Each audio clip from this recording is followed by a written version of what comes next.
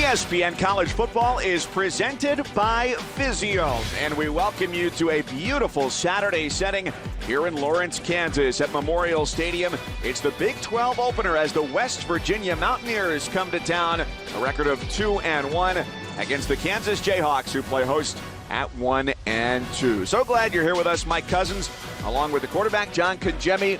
And we've got a day where we're going to see a lot of offense, and it starts with West Virginia quarterback Will Grier. Well, the former Florida transfer now found a great home in Morgantown, and what I like about Will is he has the ability to extend plays when needed. He's tough, he'll hang in the pocket, he's smart, he's the son of a coach, and he knows how to place the football where it gives his Mountaineer wide receivers, especially the back shoulder here, a chance to make a play. And then when you heave it downfield and get it behind a youthful and inexperienced secondary that Kansas has, you have an opportunity to make big plays. I expect a lot of those today out of Will Grier.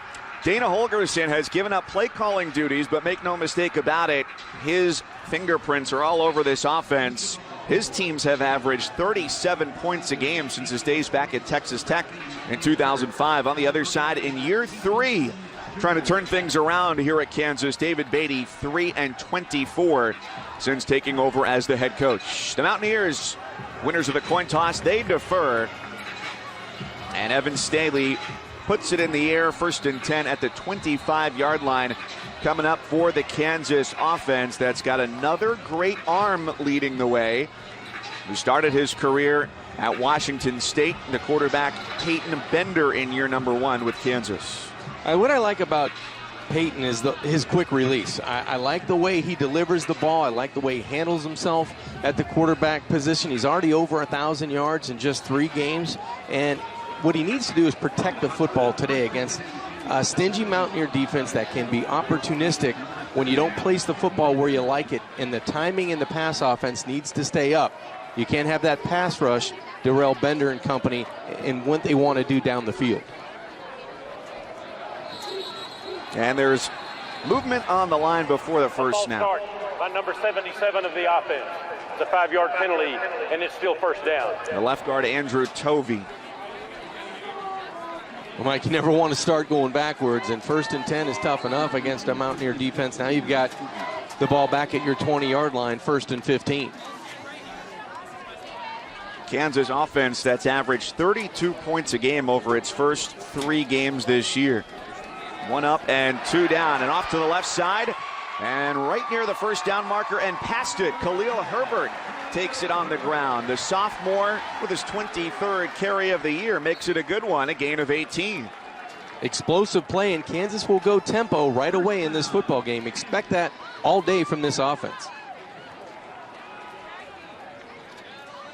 Herbert again, and gets maybe a yard there, going through the middle of that West Virginia defense, a 3-3-5 setup that, talking to Peyton Bender yesterday, he said the number of things that Tony Gibson, the defensive coordinator, can do with disguises and all the different combinations, said sometimes it feels like you're going up against 12 defenders. Yeah, it feels like the Mountaineers can move those pieces of the puzzle around to confuse opposing quarterbacks.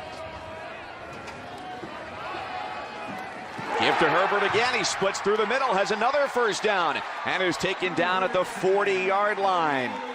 Couple of explosive carries for the sophomore Herbert. This goes for 21. 1 for 18 and 1 for 21, Mike. And if Kansas offensively can get it done on the ground, it's going to take that much pressure off of the passing game and Peyton Bender. Offensive coordinator Doug Meacham in year number 1, coming over from TCU. Off to the left side, and they get 4 on the carry.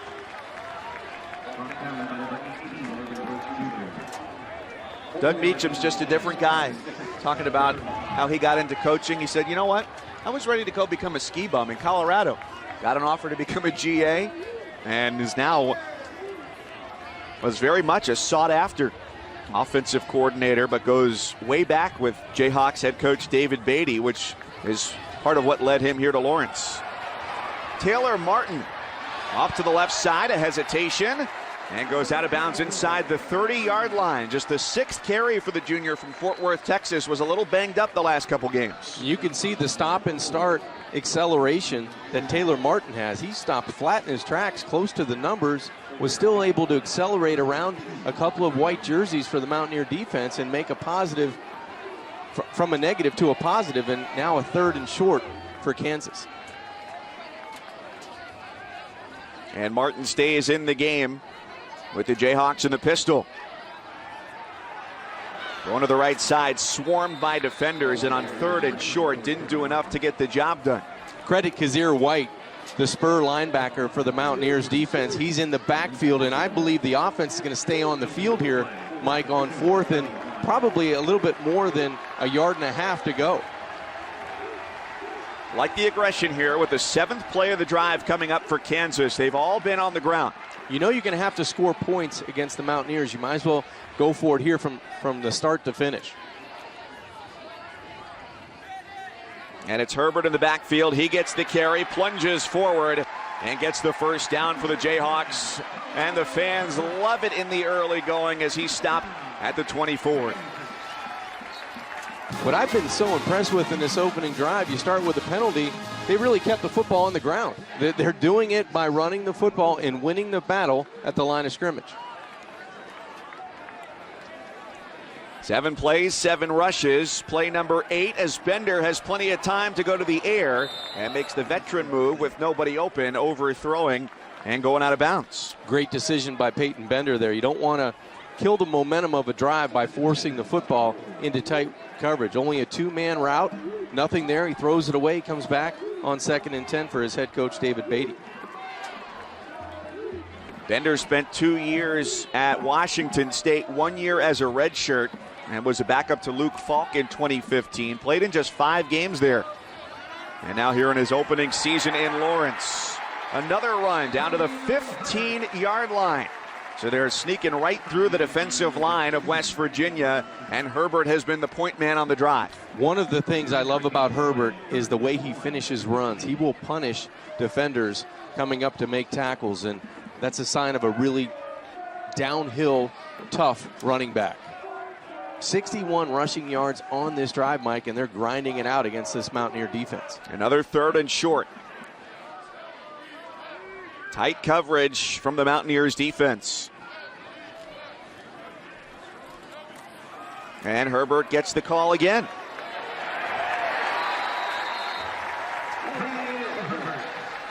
Is this what you expected for the opening drive? Not at all.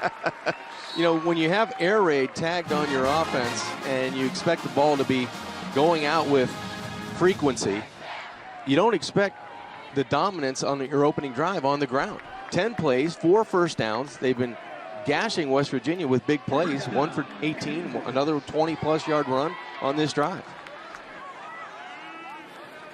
Go to that left side where Hudson Hall had come in, one of the tight ends, to be a lead blocker for Herbert. So the rushing yards continue to get compiled on this opening drive on the season, and 3 games is a small sample size. But Kansas has only averaged 109 rushing yards a game. They're already better than half that. That's right. In 1 drive. There's a negative play the Mountaineers defense was looking for.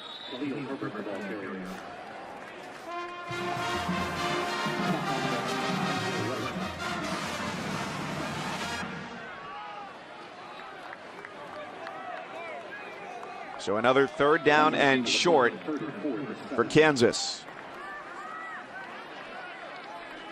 2-man route top side. I would take my chances in the slot. Jeremiah Booker on a corner route.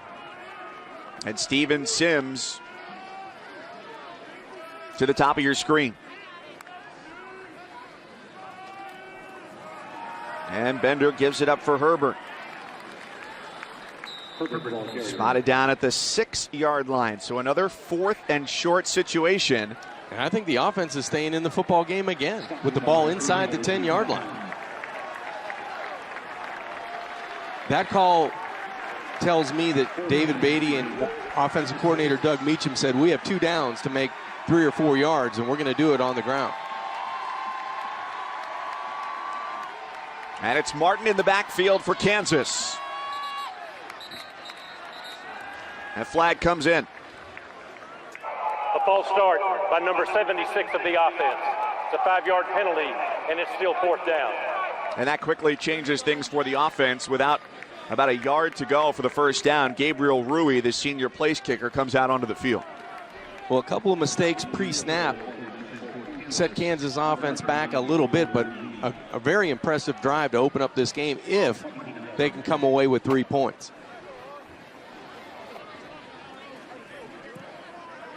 Four for 5 on the year for Rui. It's a high kick and a good one. Long opening drive for Kansas. A little rock, chalk, tick-tock off the clock. 3-0. Kansas out front 3-0 on a Gabriel Rui field goal as the Jayhawks look to get to 2-2 in the early portion of this season. The Big 12 opener today for both the Jayhawks and the Mountaineers. A long drive, 12 plays on the ground. Khalil Herbert, the sophomore from Florida, a big part of that. One pass that was just a throwaway from Peyton Bender, and then the field goal to cap it off. Liam Jones with the kickoff.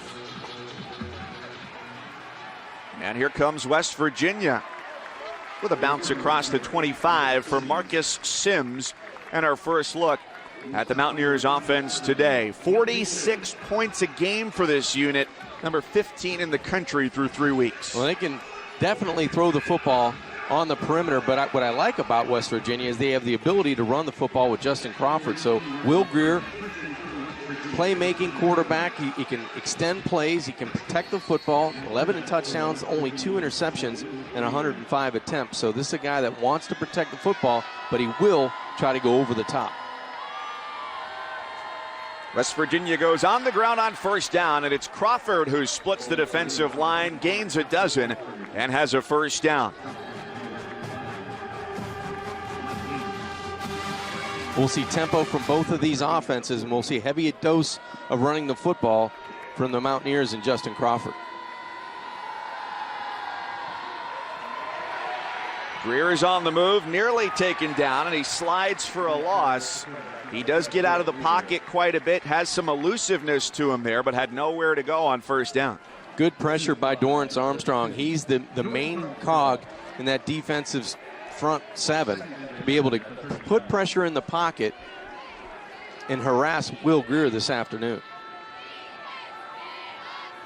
Second down and 11. It's a drop off for Crawford, and he couldn't hang on. Incomplete pass. 3rd and long coming up. The first test for the secondary of the Jayhawks today. Good job by the Jayhawks being able to go sideline to sideline against this Mountaineer offense. This is just going to be a quick screen to the short side of the field, but the distance between quarterback, that relationship, and tailback was altered by Armstrong again being in the throwing lane. This season, the Mountaineers 38% on 3rd down in their conversion rate. They need to get the ball to midfield to keep the drive alive. 2 safeties deep as Grier flies down the sideline, and his pass is incomplete. Marcus Sims, one of the fastest guys on the roster, unable to make the catch, and the punt team coming on. Sims has dynamic speed on the outside, but it's a windy day here in Kansas, and that ball may have floated on him and caught up to him towards the sideline. Looks like he has a step and a half. That ball's put in a perfect spot. I'm not sure if the ball moved or Marcus just didn't make the play on it, but you can't ask more from your quarterback. Fair catch signaled for by Steven Sims, and he's got it inside the 25-yard line. Interestingly enough, Dana Holgerson said one thing to expect different here in Lawrence: wind.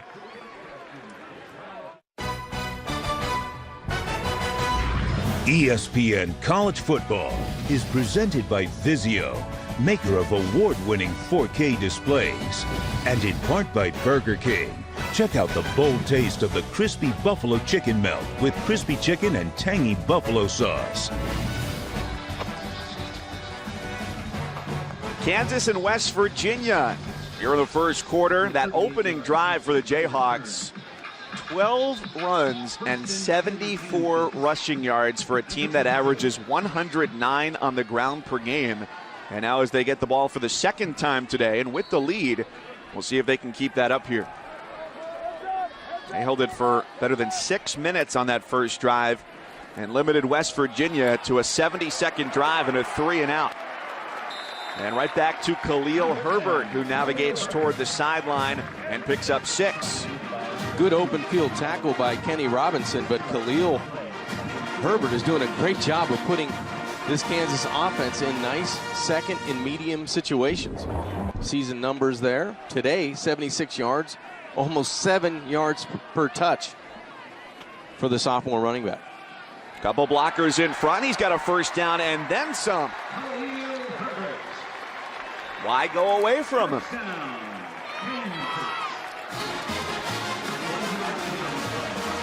This is not what I expected out of this Kansas offense.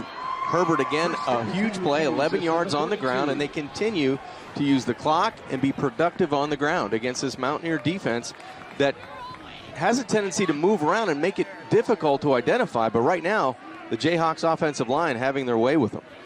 Herbert gets spelled. It's Martin who's been the other running back in action today, and he gets taken down from behind, wrapped up by Marvin Gross in the secondary.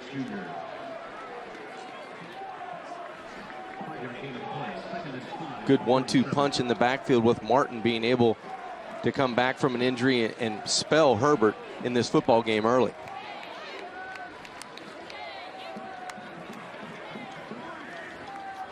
On second down, play action going toward the sideline. And the throw is too high from Bender, so he's off to an 0-for-2 start through the air, going for his big tight end, Ben Johnson. And that's a big target at tight end, 6'5", 245, huge frame, can make plays. I expect Ben Johnson's number to be called a little bit more into the red zone when you get a little play action opportunity as this game moves along. They like to use him in a variety of spots, can put him inside, can put him outside, and a versatile guy. See what they go with here on 3rd down and 5 near midfield. And if I'm West Virginia, I bring pressure here on 3rd and 5. And Bender sees it immediately. He tucks it and tries to run and throws incomplete on 3rd down. So Kansas will have to punt. Good call by defensive coordinator Tony Gibson for the Mountaineers defense. They're going to be able to put pressure on the edge. After Bender makes a play action fake, he's able to get to the outside, but that edge was covered up. Terrific job by Kazir White. He's the guy in the backfield along with Qualls, the Sam linebacker who had the edge.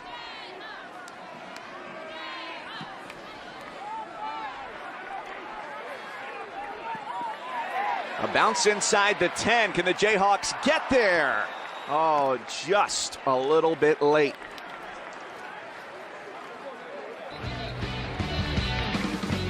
Over 3 through the air for the Jayhawks. And West Virginia try and air it out when we come back. Tonight on ABC, we'll have the Big Ten battle between 3-0 teams. Trace McSorley, Saquon Barkley, and number 4 Penn State take on the Iowa Hawkeyes at Kinnick Stadium. 7:30 Eastern, 4:30 Pacific. Also streaming live on the ESPN app as the Nittany Lions try to go to 4-0 for the second time under James Franklin. You know, Mike, we always talk about the offense of Penn State. How about that defense generating 9 takeaways already this season?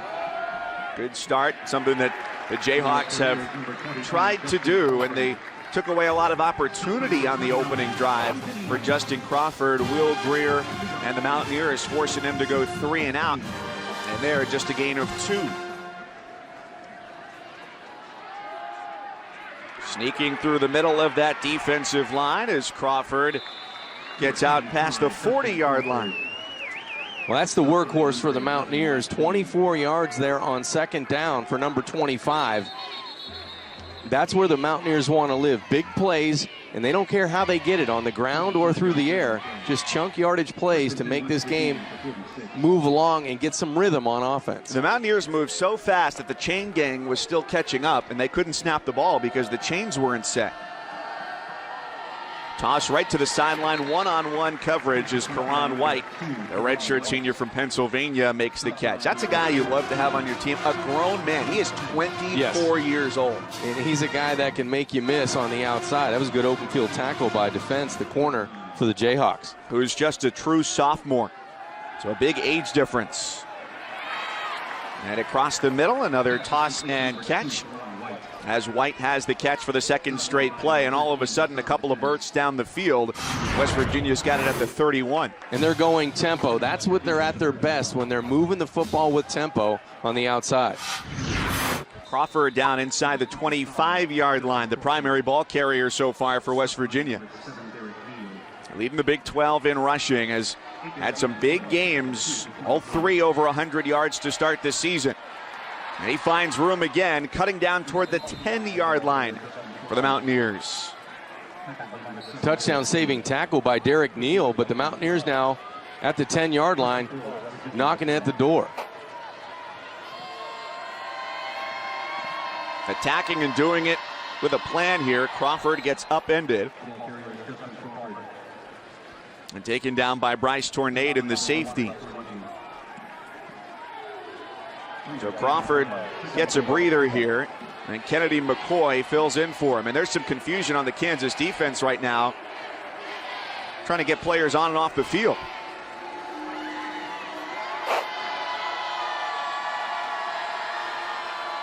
Substitutions all work. The handoff is to McCoy, and he's into the end zone for his second touchdown of the year. West Virginia takes a 6-3 lead.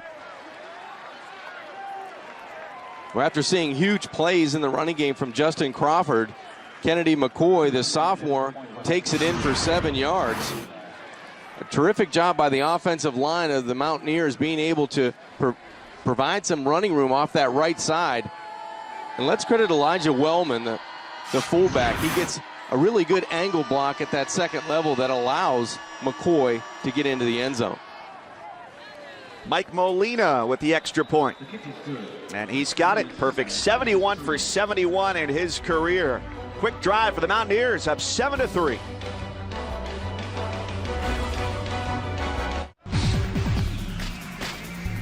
The ESPN app is a fan's best friend. Stream every ESPN and ABC college football game live at home or on the go. You'll get access to scores, news, and highlights all season long. Download the ESPN app to start streaming now. It's a tough day to be a Mountaineer mascot. It's a hot day. Yeah, we got an 11 a.m. kickoff here in Lawrence.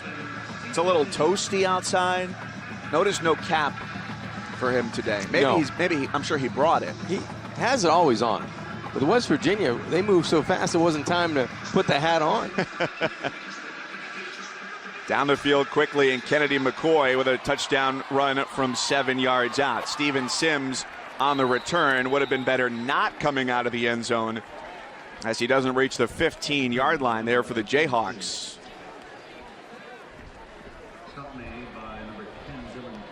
And now for our championship drive update, brought to you by Dr. Pepper. See what's going on today in the Big 12. Texas Tech over on ABC or ESPN2 with the early lead over Houston. And then you've got TCU and the Oklahoma State at 3:30 on ESPN. And the Sooners, number 3 in the country, taking on Baylor at 6:30 Eastern.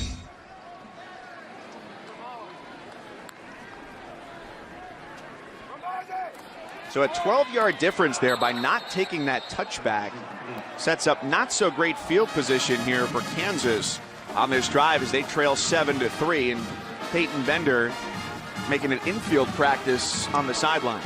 0 for 4 in the passing game, but they have been able to run the football effectively. 97 yards on the ground on 15 attempts. So I would think you go back to the well on the ground on second down. Another pass. Taylor Martin makes the catch out of the backfield and turns it up for a gain of about 3, maybe 4. And so it's interesting.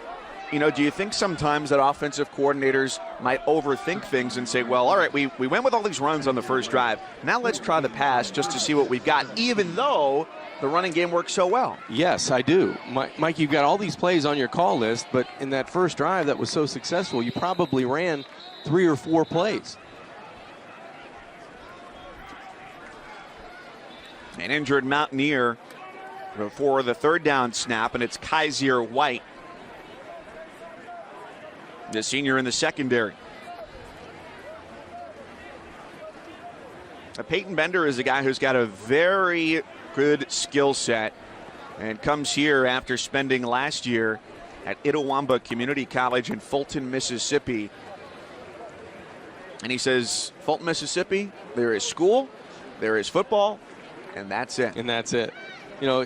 Playing high school football at Cardinal Gibbons High School in Fort Lauderdale for Matt DeBuck, their head coach, I got to watch Peyton kind of grow up throughout the Mastroli Passing Academy. Ken Mastroli does such a great job with youth quarterbacks down there as well as college and pro quarterbacks. So I got to see him and get involved in working with Peyton as a young kid, and he's matured now to the level where he has all the tools that you want at the quarterback position to run this air raid offense.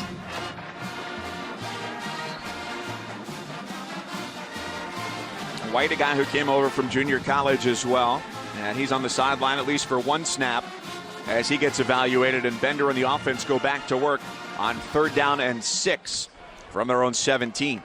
Very important play early in this game. This Kansas offense needs to stay on the field and find a way to convert on 3rd down.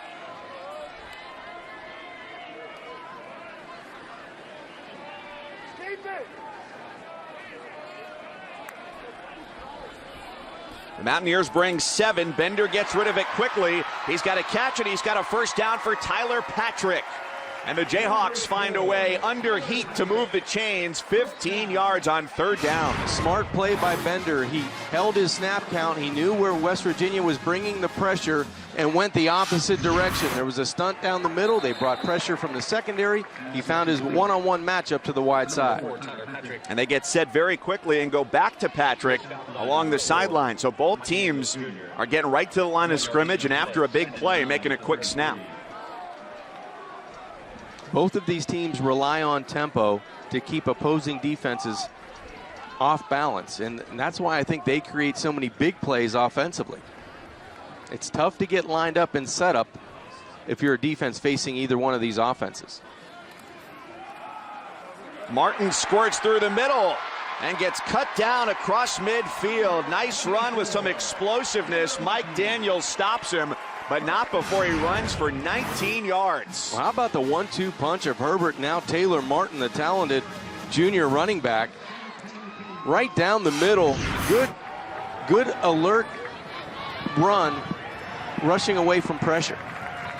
And they've already surpassed their season total in rushing yards, which ranks 108th in the country. That's out of 129 teams. So that is not a good average, and they're just crushing that here in the first. They may have found something in the run game. They're doing a great job at the line of scrimmage, and these two running backs, Herbert and Martin, running north and south.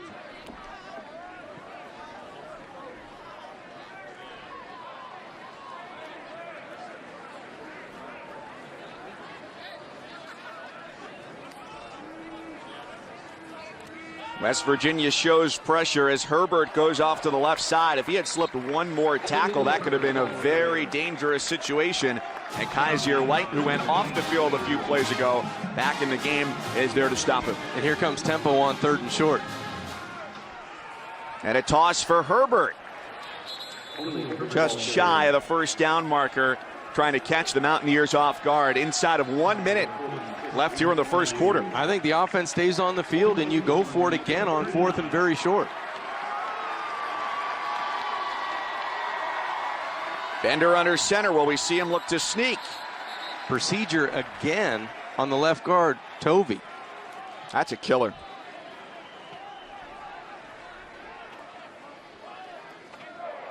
A false start by number 77 of the offense. It's a 5-yard penalty, and it's still 4th down.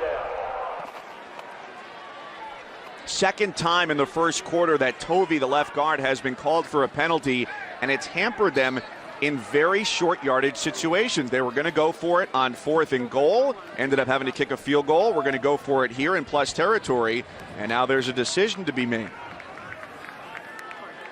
I think you let this clock run out and get the wind at your back to punt it for the first play of the second quarter.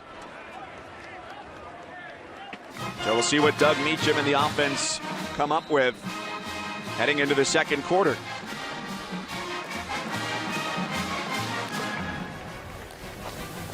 An exciting and quick moving first 15 minutes in Lawrence.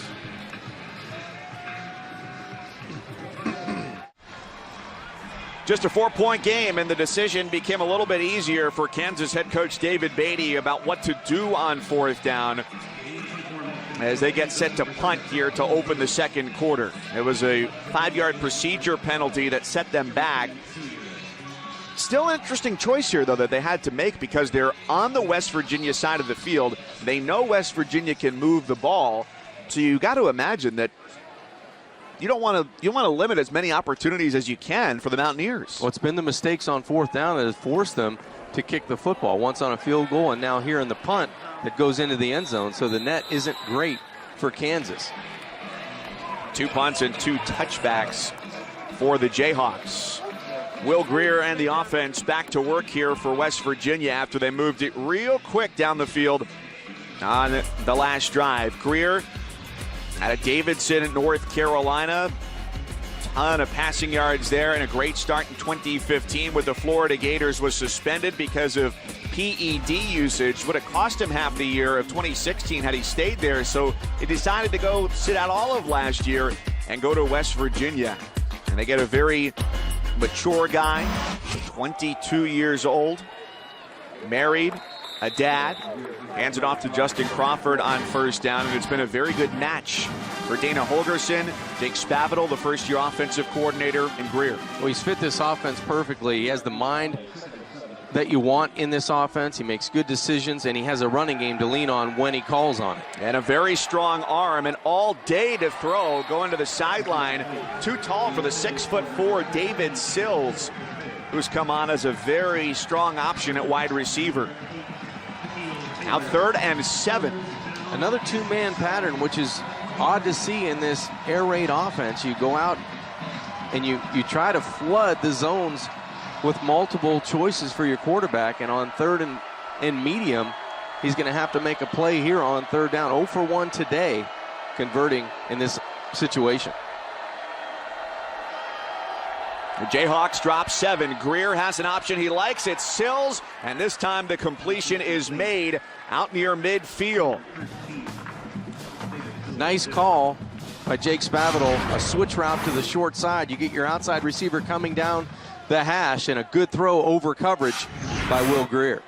26-yard gain, 1st and 10, West Virginia at the 49. Greer to the sideline. Good blocking as Sims has the ball right to the sticks, a pickup of 10. This is how this offense gets into rhythm and tempo. You get your very first down of a drive, and then they beat you with tempo and execution. And it's Sims who's down and is going to get some extra attention from the medical staff here at the end of the play.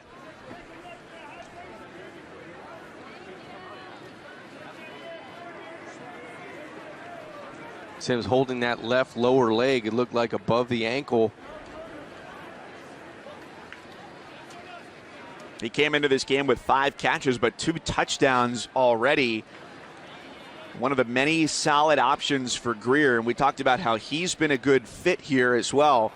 And Dana Holgorsen giving up play calling duties this year for this squad, bringing in Jake Spavital, a guy he knows really well as his offensive coordinator. And Spavital, when we spoke earlier in the week, said part of the option he wanted to come here was the personnel. He knew that it was a great quarterback and a great match. West Virginia on the move, up by 4. Will Greer trying to join a pantheon of great college quarterbacks coached by Jake Spavital, the first-year offensive coordinator here with West Virginia. He says he's got some elements of a few of these guys. He does. There's a little bit of everybody, and Brandon Whedon was one of those guys that he said that Will has a lot of those characteristics at the position. Looking to throw here on first down across the middle. He puts it up high for Sills, who runs a beautiful route down to the 21-yard line.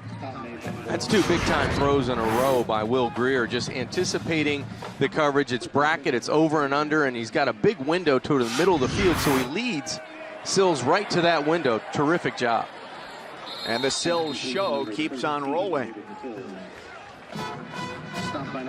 Former quarterback who committed to USC in middle school, came to West Virginia as a quarterback, but then they put him at wide receiver on scout team, and he looked really good there.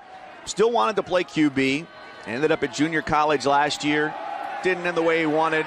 And now he's back here setting up great things for West Virginia. 2 scores, 2 on the ground. And Crawford has his first of the day, a rushing touchdown from 11 yards out. Beautiful drive by the Mountaineers. They just went down textbook. They went tempo. They used a little bit of the throwing of Will Greer. And then when it counted, when they get inside the red zone, it's the running of Justin Crawford. So a nice run pass mix, 7 plays, 80 yards. Only take a minute 46 off the clock. Which really is not very surprising considering the way that they've moved the ball this year. The average touchdown drive for the Mountaineers has been 1 minute and 42 seconds.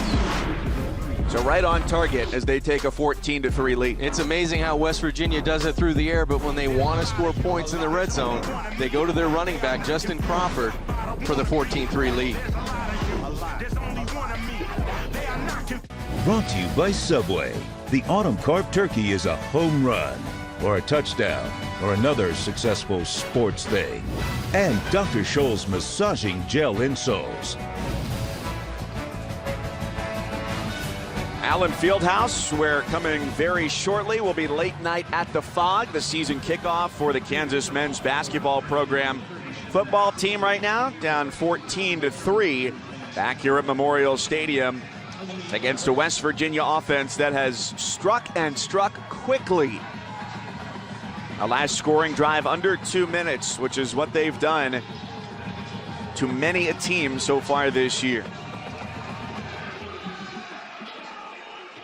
Staley's kick is out of bounds. It's his 3rd kickoff out of bounds this year. A free kick out of bounds by the kicking team. The ball will be placed at the 35-yard line. First down. League titles tying the record set by UCLA. He's going to have a heck of a team this year. You got Malik Newman, who's coming off of a redshirt year, sitting out, transfer from Mississippi State. Billy Preston, who's coming in, number 18 in the ESPN 100 last year. They keep Svi Mikhailuk on the roster. And they better be good because they get challenged early. I think they have Arizona State, they have Kentucky. I think they traveled down to South Florida and play. They're going to take on Syracuse in Miami. That's right. Yeah, that's the type of schedule you got to have, though. Find out what type of team you got in the early going, and they're not afraid to play anybody. Like a timeout by the Kansas coaching staff. Didn't like what they sent out for that formation. Kansas calls their first timeout of the half. 30-second timeout.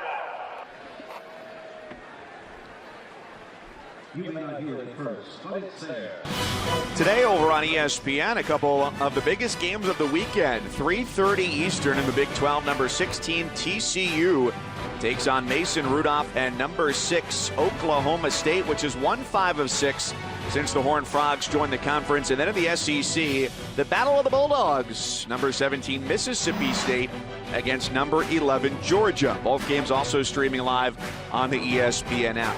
We're not talking about football. We're just talking about cuteness factor in this pup battle. What do you got? I think cuteness is a stretch, but I'm going to go with Uga. Just for the jersey. That's a tough call. Those are a couple of slobbery fellows, but it's all with love. It's all with love.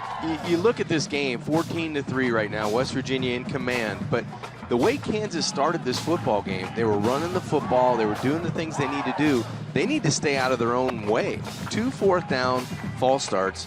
You have a timeout before you start this drive, and that's why you struggle. That's why you struggle winning football games with any consistency. When they put the ball on the ground, it's been great. They've averaged 6.5 yards per carry on the ground. So 1st and 10 after the timeout, back at the 35-yard line. That's the tight end, Ben Johnson, coming out wide.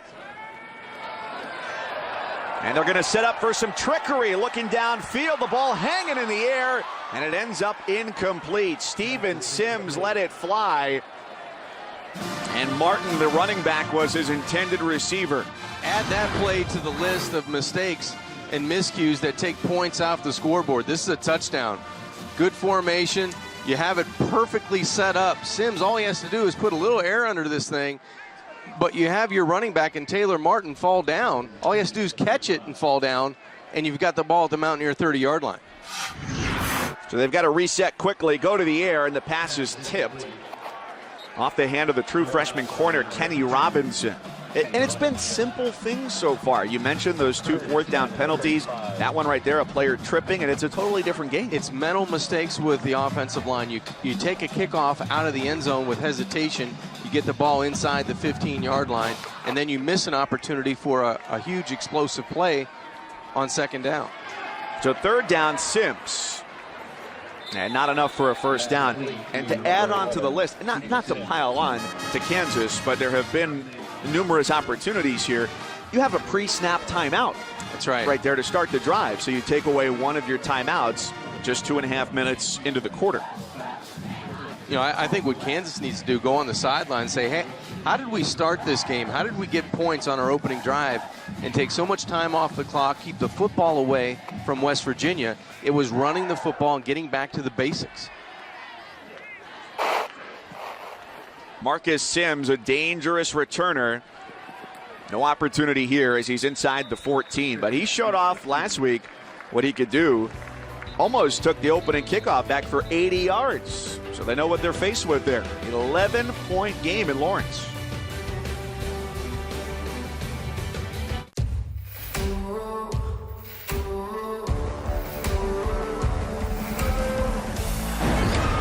This is as good as there is.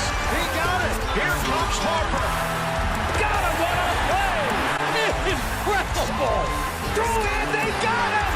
That kid is unbelievable. Game over. Everything you love about baseball is on FS1.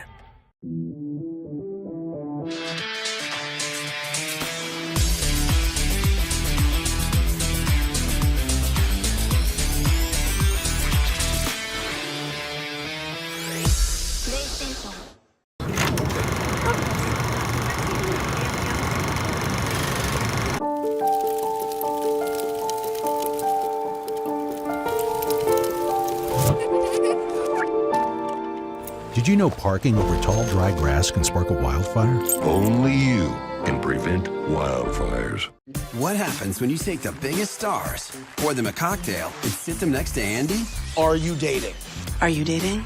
I played the fifth. Where is the craziest place you've... Andy! Can I plead the fifth again? Anything can happen in the clubhouse. What is this show? Oh, shade. I love this show. Watch what happens live with Andy Cohen every Sunday through Thursday at 11, only on Bravo. And catch up anytime on Bravo On Demand.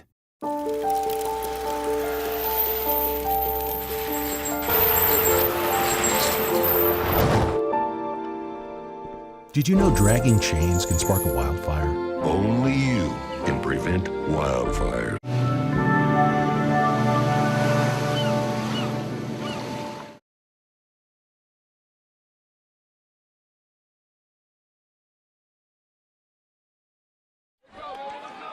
West Virginia back on offense, deep in its own territory. They've been familiar with that so far today. Not great field position, but they've moved the ball quickly and made the most of what they've had.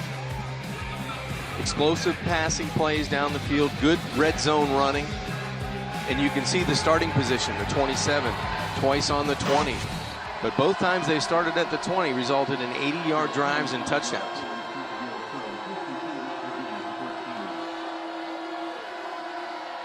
Kansas brings 4 on first down. Take a while to get there as Greer sidesteps his way and now takes off. And he's out to the 20-yard line. We were showing you that list of quarterbacks who Jake Spavital, the offensive coordinator, compares Greer to. And he said, I'm not going to put him on the same level as Johnny Manziel, but he does have that bit of escapability that he showed right there. Well, especially to extend plays and still look downfield to make explosive plays with his arm. McCoy, who's got one of the 2 touchdowns for West Virginia, gets a first down and picks up 13 yards. Then again, the very first down, that's what Jake Spavital wants his team to get, because he believes that leads to touchdowns and that leads to continuity on offense. The middle of the defense has just been wide open. McCoy gets wrapped up by the linebacker Joe Deneen, but it's another big pickup as he gets 15. And after starting back in their own territory and deep, they're almost eclipsed midfield. And McCoy comes out with that left arm hanging down pretty low, so Crawford back in the football game for West Virginia. West Virginia catching up on the ground to the Jayhawks. That time just a pickup of a couple for Crawford, who got sent airborne earlier than he would have liked. Second year for him, playing with the men from Morgantown after transferring from Northwest Mississippi Community College.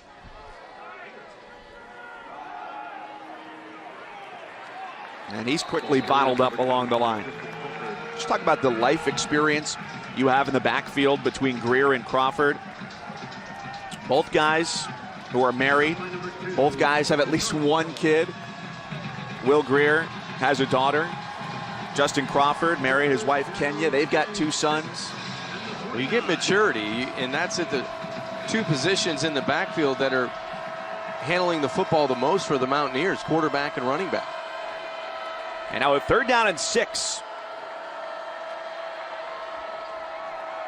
Pressure comes up the middle, throw to the outside. It's Crawford who makes the catch and has the first down and then some. That was a quick rush right through the center of the line, and Greer knew exactly where to go. Great execution to the short side. You have slants coming inside, and your playmaking tailback going outside in Crawford. Easy pitch and catch for Greer, and the Mountaineers continue this momentum. Another drive starting in poor field position, but now on the Kansas side of the 35-yard line. Greer makes a long throw, and it bounces off the hands of Karan White. Incomplete. Another good throw with timing on the outside, but White needs to come down with that on first down. Kansas needs a stop. They need a big play. They have to be able to get their hands on the football and try to throw the Mountaineers backwards. Martell Pettaway, the sophomore running back from Detroit, gets the carry on 2nd down. So we've seen Crawford, we've seen McCoy, we've seen Pettaway on the ground. You could realistically see a 4 running back rotation on any given Saturday for the Mountaineers. Press coverage from Kansas on 3rd down. Greer running through the middle. Shakes one tackler and then gets covered up. He'll be close to a first down, Mike.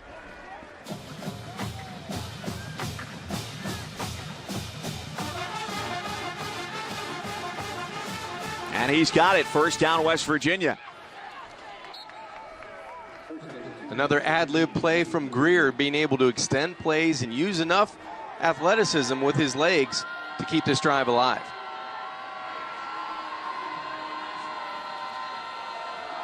Handoff McCoy with patience. He's up through the middle again, and he's into the end zone again. His 2nd rushing touchdown of the day from 23 yards out this time, as West Virginia stretches its lead to 17. We've been talking about the playmakers on the outside, the quarterback, the running backs, but let's give that offensive line some credit. They've been able to gash the Jayhawks up the middle. This one for a plus 20-yard run. Just a terrific job of getting a helmet on a helmet, and no one really gets a hand on Kennedy McCoy. He's able to outpace and move to the right from that last would-be tackler, and the Mountaineers tacking on the extra point, up 21-3.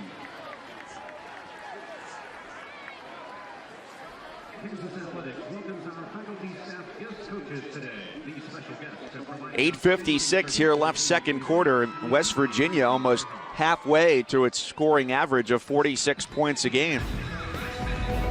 Don't forget to kick off your Week 3 NFL Sunday with ESPN because we've got a new time and a new team. Sunday NFL Countdown at 10 Eastern. Sam Ponder leads the way, and they'll have all the early breaking stories there on NFL Countdown, injury updates, and a preview of each game, taking you right up until kickoff, also streaming live on the ESPN app. The Oriad Hotel. 5th floor balcony right there is a good view right down here into Memorial Stadium. Mike, it looked like some of the people were in our seats from last night up there. It looks pretty good. It is a nice view from right up there. And a nice area right here all around Memorial Stadium. A very lively campus.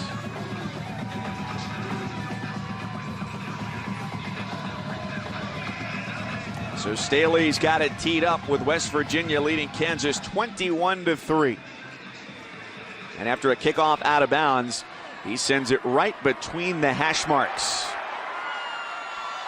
Out across the 35-yard line, the wide receiver Ryan Shadler on the return.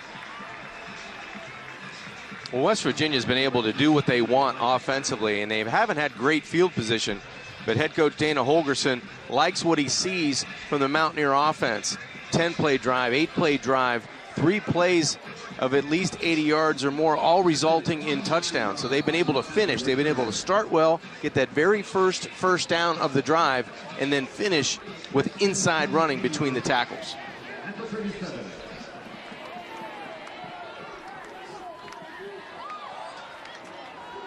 An opening drive field goal for Kansas on a drive that was almost 7 minutes. And no scoring since. Martin is the tailback for the Jayhawks. And he looks for open room to run and does not find any.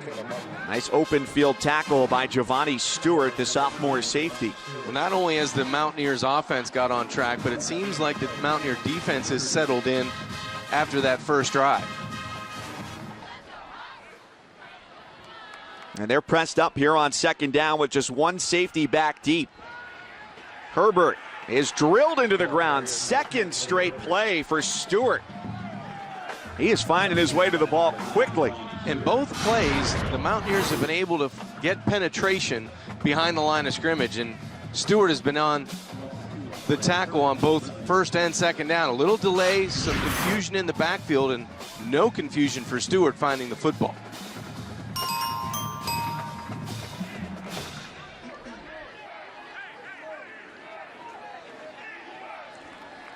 So 4 wide receivers here for Bender on 3rd down and 11.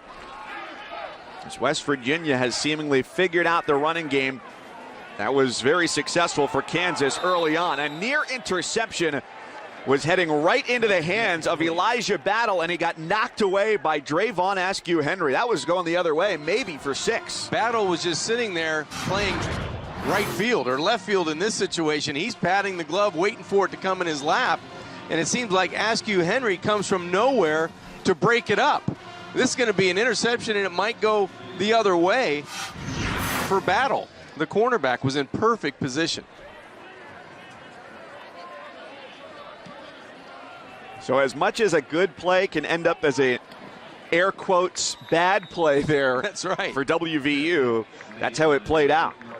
Now 7:27 left here before halftime, and it's West Virginia in control.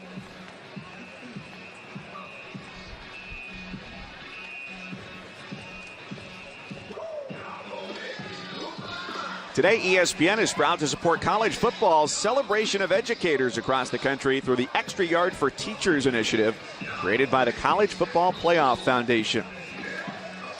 Glad you could join us here today from Lawrence, Kansas with John Congemi, Mike Cousins, the Big 12 opener between West Virginia and Kansas. Dana Holgerson 2-0 against David Beatty, who's in year number 3 at the helm for the Jayhawks. They've scored at least 48 points in each of those first 2 games against Beatty. Gary Jennings has his first catch of the day.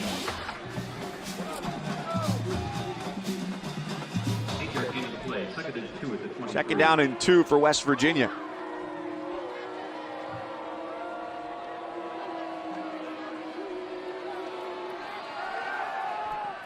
on the slant. And that's a catch.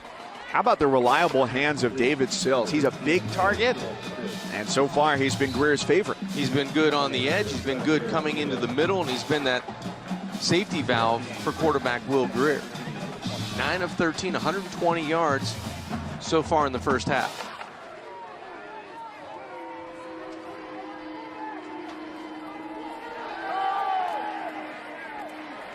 And that pocket real soft. Doesn't like anything he's got, so he takes off, and the ball comes loose. So does a flag from the official on the sideline as the ball went out of bounds on the tackle by Keith Lonecker. I don't know if the hand got into the nameplate or in the collar of Greer on that takedown on the tackle. There is no flag. The fumble was forward and out of bounds. Yeah, couldn't figure out initially why that flag came out. The ball comes out at the end of this. Greer again buying some time first in the pocket, then he extends the play out on the edge. There's the ball that is stripped. It goes backwards, but no penalty on the tackle. That was just a clean tackle by Lonecker.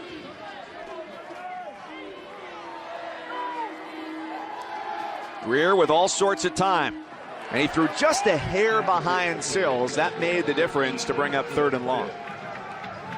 Mike, we mentioned this on the last drive. This defense of Kansas has to find a way to get off the field. This is a 3rd and long, closer to 3rd and 8, 3rd and 9. So you have to be able to get your stop and get the football back with relatively decent field position. First things first, they have to find a way to affect Will Greer in the passing game. Whether it's been the run or the pass, West Virginia has frequently targeted the middle of the field. See what they do on 3rd down and 8. As Greer steps up, goes to the middle again. And Gary Jennings has catch number 2 of the day and a Mountaineers first down. Why is the middle so wide open? Well, you know what? In this air raid offense, they've got bubble screens on the outside. They've got a lot of players outside towards the numbers, and they've got one streaking guy coming in as your check down, as your safety valve. And the middle of the field has been wide open most of the time on the run. This Jayhawk defense has not done a great job of stopping the run between the tackles. Off to the left side, Crawford gets right to the sticks. And a first down. West Virginia seemingly able to do just about anything that it wants. This might be your shot play for the Mountaineers. It looks like some confusion on the defensive sideline. Maybe Lonecker coming out of the game at the linebacker position.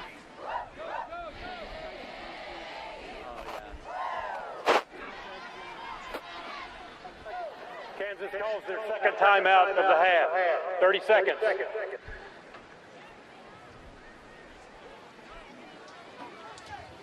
Competitively speaking, that one timeout that they burned early is not going to hurt them. Now down to just one timeout as they're down 21-3 with West Virginia driving. And you talk about maybe taking the big shot on first down here right near midfield as they've moved into plus territory. Their numbers on first down have just been phenomenal. They've averaged almost 9 yards a play on first down this year.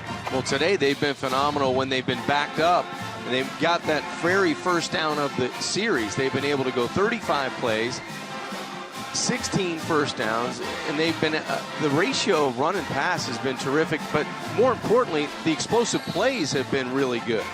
And Crawford may not, let's say he doesn't play in the second half. He might go over 100 yards for the 4th straight week to open the season. That's right. And today he could do it in just 30 minutes if he keeps up this pace. Greer facing some pressure and goes up top. Oh, what a help it is to have a tall target, because it ends up as a West Virginia touchdown. A 49-yard connection to David Sills, who's got his team-leading 6th score of the year. Well, there's the big shot play. Once you cross midfield, you're looking for defensive opportunities. What kind of defense are they going to be in when you set up quickly at the line of scrimmage after the timeout? Where's your best matchup? It seems like Will Greer thought his best matchup was down the field to David Sills. This is a great touch pass over decent coverage by Derek Neal, the nickelback, and then that's a great individual effort to get David Sills into the end zone, avoiding a couple of tackles inside the 10-yard line. Nick Meadows, the snapper, Billy Kinney, the holder, and Mike Molina, the kicker. That is a trio of native West Virginians on special teams. Everybody's clicking in blue, white, and yellow. Mountaineers rolling.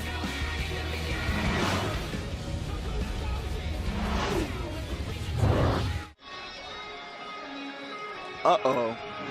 That's a lot of push-ups. They better rest up for the second half. West Virginia on a 49-yard touchdown catch by David Sills extends its advantage to 28-3 as the Mountaineers open Big 12 play here today at Kansas. Average starting field position has been their own 19-yard line. And they have moved the ball down the field, a punt on the opening drive, and the next 4 have gone for a score. 4 score and 1 punt to go. This game was a pretty good game. 4 score and 1 punt to go. This was 3-0 Kansas. Right. Dominant opening drive by the Jayhawks offense. They take some time off the clock. A couple of pre-snap penalties force them into a field goal opportunity. And now you fast forward with 5:17 left to go before halftime, and Peyton Bender's looking up at a 28-3 deficit.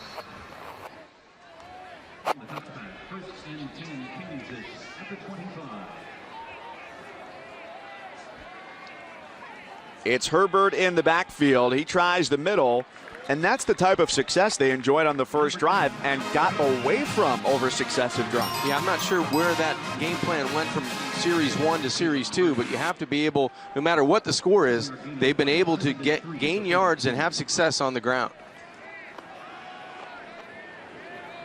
A similar look. It'll bring up about 3rd and 1 for Kansas.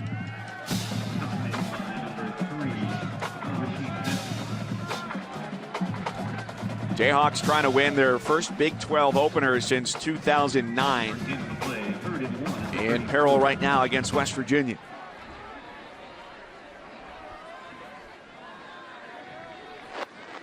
They load things up on the left side of the formation. Every defender is within about 2 yards of the line of scrimmage for West Virginia. And a change of pace. Herbert is off to the races. He's got one man to beat, and he's gone. Herbert takes it all the way. 67 yards for the sophomore Khalil Herbert, and Kansas has struck back. Get back to the ground game, and that's where Kansas had all their success early in the football game.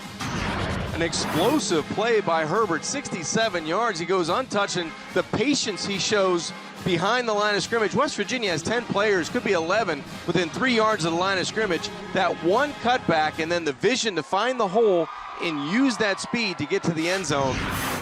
Khalil Herbert's a special running back.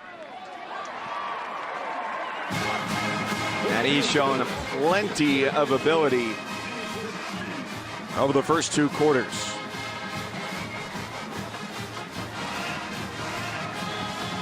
The Mountaineer defense has played really well against the run, except for the first series and then on that last 3 downs.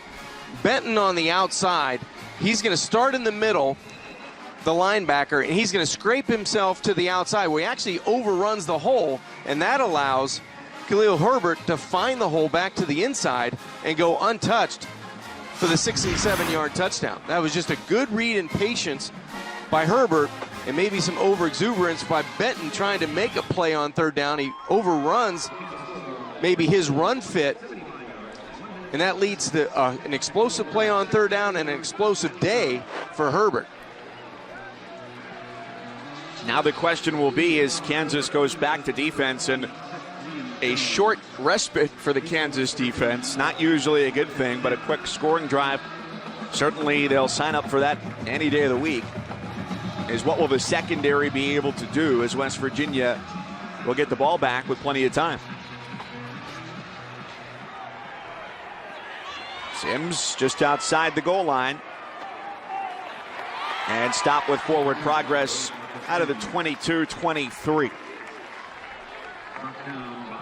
We've seen Will Greer today have plenty of time in the pocket. That has been part of the issue for the Kansas defense. They've got some great guys up front. Daniel Wise, on the inside, Dorrance Armstrong on the outside. But if they don't get there, you got young guys back there, and there's only so much time you can guard in coverage. And they haven't been able to get there in the first 3 football games. It seems like the defensive line has done their job adequately, but it hasn't been backed up by the linebacking core in the secondary, coming away with interceptions and tight coverage.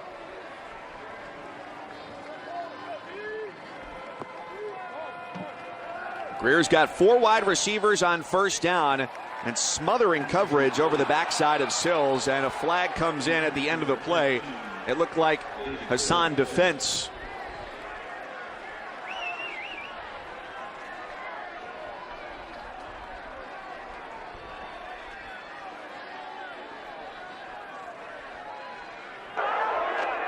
Pass interference by number 8 of the defense. It's a spot foul. Shaquille Taylor, the cornerback. It was a 3-receiver set right in front of the Mountaineer bench, and that flag was late, but there was some contact. I'm not so sure the ball was catchable.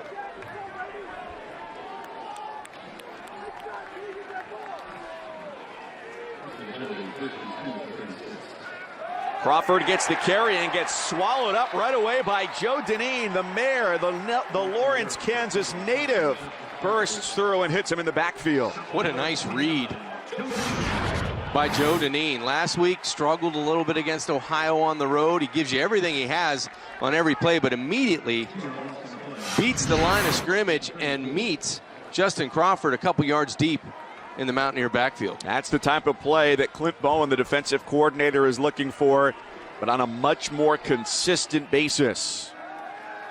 A 4-man rush against Greer. He's flushed out of the pocket. Great ability to run and a real strong arm if he wants to toss it. And slides right back where the line of scrimmage was at the 35-yard line. Back-to-back strong plays from Kansas. And back-to-back negative plays for this Kansas defense on the Mountaineer offense. So now you have a 3rd and long for Kansas. Can you get excited about it? Can you come up with 3 plays in a row that get your defense off the field? And on the other side, for Jake Spavital, can you find a play for Will Greer to have time in the pocket, extend it, and find a playmaker down the field?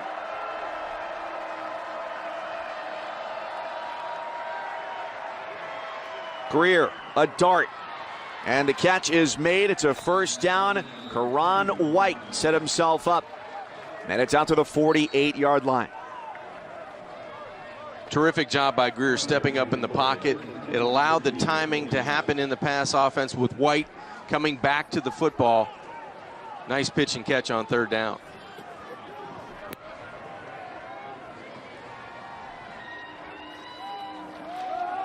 Crawford looking for an opening off to the left side and does not find one. Jackie Desir, the defensive tackle, one of the first to help stop him.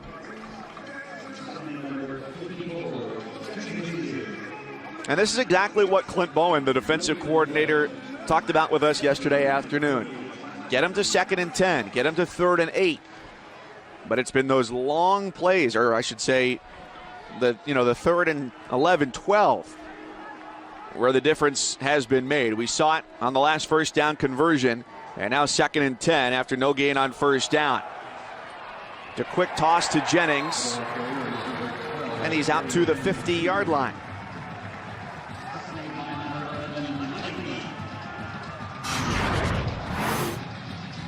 This is one of those plays that the Mountaineers ran with such success in the Orange Bowl years ago with Geno Smith. This goes as a pass play to Gary Jennings, and good recognition from the secondary from Mike Lee. We haven't mentioned his name much for Kansas defensively. West Virginia 5 for 6 on 3rd down.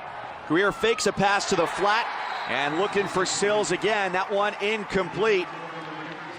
Defense right behind him, and Kansas comes up with the stop they needed on 3rd down. Deontay Ford in defensive Sills. Finally, some secondary help for this defensive line. A couple of good pressures up front, and then Ford times this perfectly, fights through the back of David Sills. A big body at 6'4" to get around, but he gets that right hand on the football. Sims back on the return as the ball goes east-west at the 25-yard line. Just a 24-yard punt, and now one timeout for Kansas with 44 seconds left in the half. Our ESPNU halftime report coming up. Take a look at the doubleheader starting in the Big 12 with TCU and Oklahoma State, a series dominated by Oklahoma State in recent years. Mississippi State and Georgia. And a look at Saquon Barkley as well. Chris Cotter, Chip Kelly, and Jonathan Vilma coming your way at the half.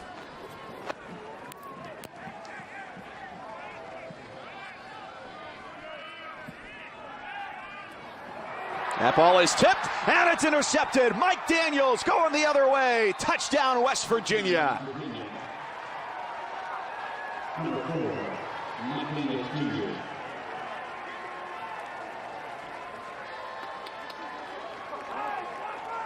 Mike, just when Kansas thought or felt they had some momentum provided for their defense, that's just too easy. And that's a high screen pass, an overthrow. It goes off the hands of Sims right into the lap of Mike Daniels. 25 yards later, he's walking into the end zone for a defensive score for the Mountaineers.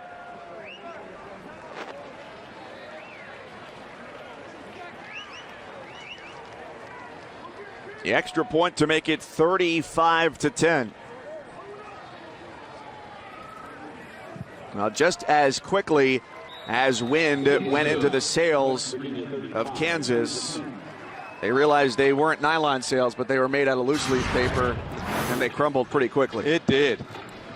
The house came tumbling down here in the second quarter, and it looked like there was an effect on the football early by Reese Donahue. He's the end that comes in that forces the high throw from Peyton Bender off of the hands of Steven Sims and into the lap of Mike Daniels. Watch 46 and white. He's going to be the blur that comes in the face of Peyton Bender. But that's just being in the right place at the right time for Mike Daniels, who walks in for the score.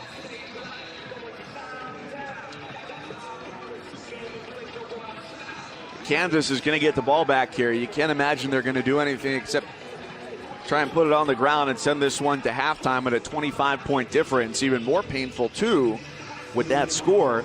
West Virginia won the toss. They're going to get the ball to start the second half.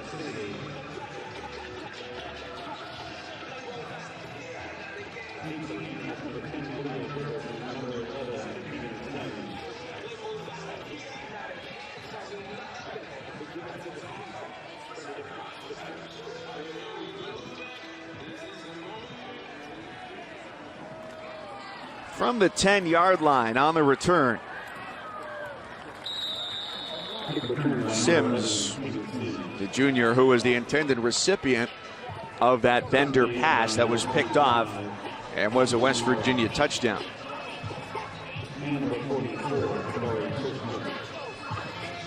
Something's sitting in the back of my mind that says West Virginia's still got 3 timeouts here. And they have 2 quarters of football to play as well.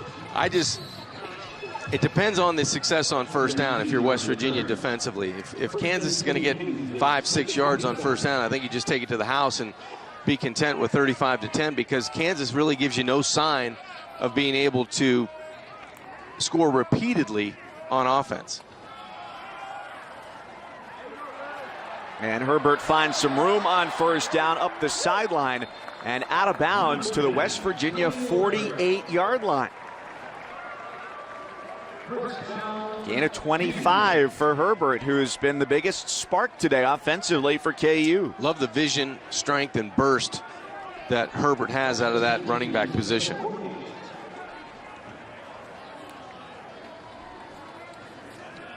Three safeties back deep here to cover everything long as Kansas goes to the air on first down. And a 7-yard game and a timeout. It's the last of the half for Kansas.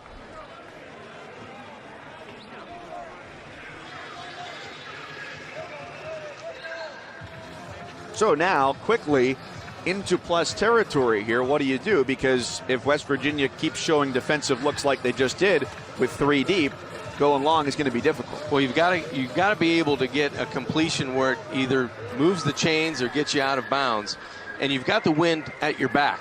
So the opportunity for Kansas to get that field goal unit on the field, it has to be something along the rail or something along the edge of the field to stop the clock or do it with a first down.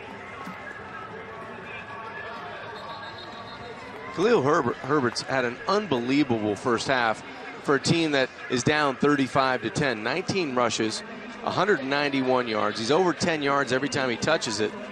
And the touchdown, the single touchdown for Kansas. John, that's following up on what he did last week in the loss against Ohio.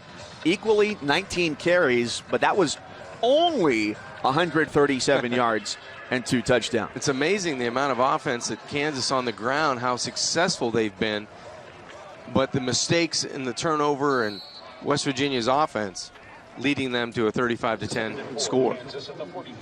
Clock down to just 13 seconds left in the half. And Bender across the middle of the field again, has a first down through the air, so they'll get the chains to move. Booker has the catch, and they're going to have to quickly snap and spike. The clock is down to 5 seconds here, and the field goal team is coming on for the Jayhawks. Really good job by Bender hitting that deep dig route. You get a first down, the clock's going to stop, you spike it, now you get your field goal opportunity with Rui. Made the first one from 28. This one looks like it's closer to 41, 42 yards. So officially at 41 for Rui. And Dana Holgerson wants a timeout. He's got 3 to use. West Virginia calls their first time for the half. 30-second timeout. Well, it's a hot afternoon. Ice is not going to last very long today here in Lawrence. You're right. The storms may have come and gone, but don't forget there are thousands who, affected by those recent disasters, still need help. You can support the American Red Cross in their effort to provide meals and shelter to these families. Donate today by going to redcross.org/ESPN. So potential for 35-13 if Rui is able to connect on the field goal. Already hit earlier today. So he's 5 for 6 on the year. This try from 42 would be the longest of the early season for the senior from Oklahoma. Tries a beauty, and it's a good one. 35-13 to bring the first half to a close here at Memorial Stadium. A couple of missed opportunities in the early going after a promising first drive for Kansas. West Virginia has seemingly moved the ball at will. Well, West Virginia's been able to capitalize, not really with great field position, but they have 4 drives of over 80 yards cashing in for touchdowns, and they get the defensive score to pad their lead. For Kansas, it's been a very bright day, a career day for Khalil Herbert. And on the West Virginia side, spreading out the wealth. Crawford and McCoy getting in on the ground, and Sills, the top target, through the air. West Virginia 35, KU 13 at the half. By Vizio. Big 12 opener here in Lawrence, Kansas. At halftime, it's West Virginia 35 and Kansas 13. And off we go for half number 2. West Virginia winners of the coin toss, so they will get it at the 25-yard line with 15 minutes on the clock. Time for today's game track, brought to you by Taco Bell. I'm going to direct your attention away from the score into the bottom of this, and Khalil Herbert 191 yards. Whoa. Phenomenal first half for a team that only was able to put up 13 points, and he's just strong running back in between the tackles, explosive 67-yard run. But what West Virginia has done with poor field position, 4 consecutive touchdown drives of 80+, that was impressive for the first half. Quick strike drive has been the go-to play and operation for West Virginia as Sills makes the catch, and he pulls in his 6th ball of the day, twice as many as anybody else on his team so far this afternoon. The average touchdown drive this year for West Virginia coming into this game, 1 minute and 42 seconds, and they have pounded the middle of the field in the first half to the tune of similar success to go up 35-13. And it just hasn't been running the football. Throwing the football over the middle has been really successful for Will Grier.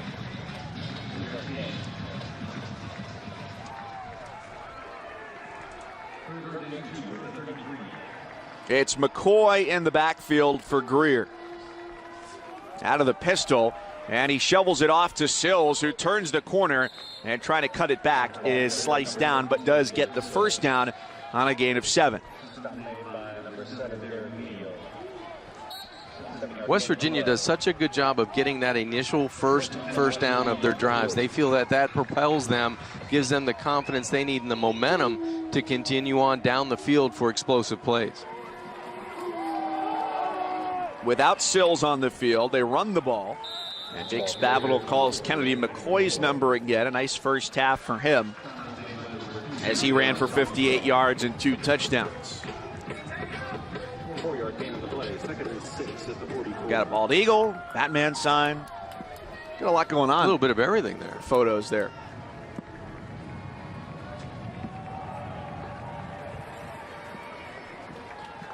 You know what, John? I think we've seen from both sides today, whether it's been Herbert or the combination primarily of Crawford and McCoy for West Virginia, has been patience waiting for blocks to develop. Yeah, on both sides. I think you've seen it from Crawford and McCoy for West Virginia. They've done a nice job of keeping those feet and legs moving behind the line of scrimmage without going north and south, but they're able to hit that switch and get to top speed within 2 or 3 strides to make big plays.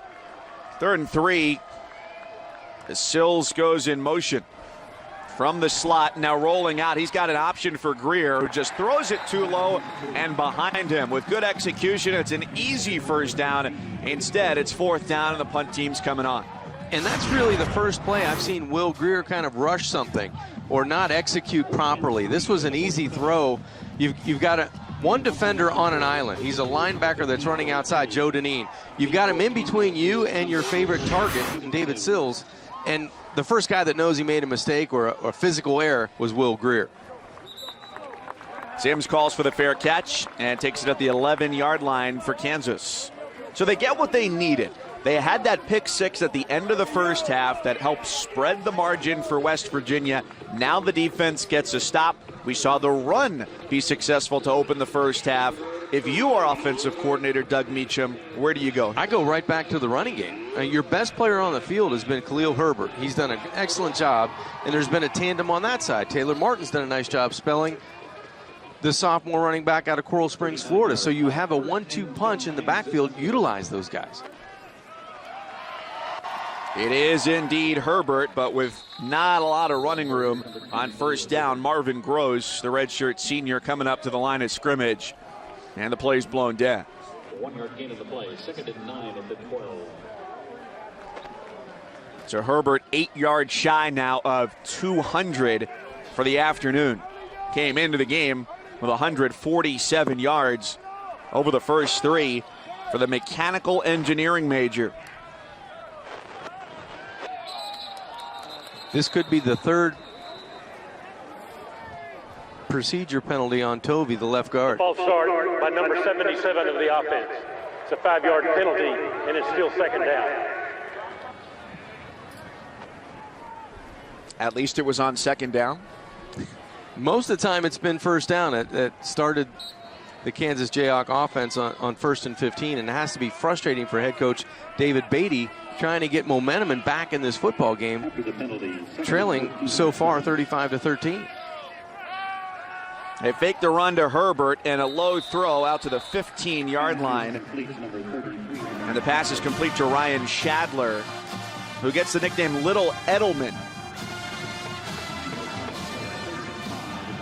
You'd like him to be a little bit more of a presence in this second half if he's going to be compared to Edelman, because that's a playmaker who's actually lost for the season this year for the Patriots.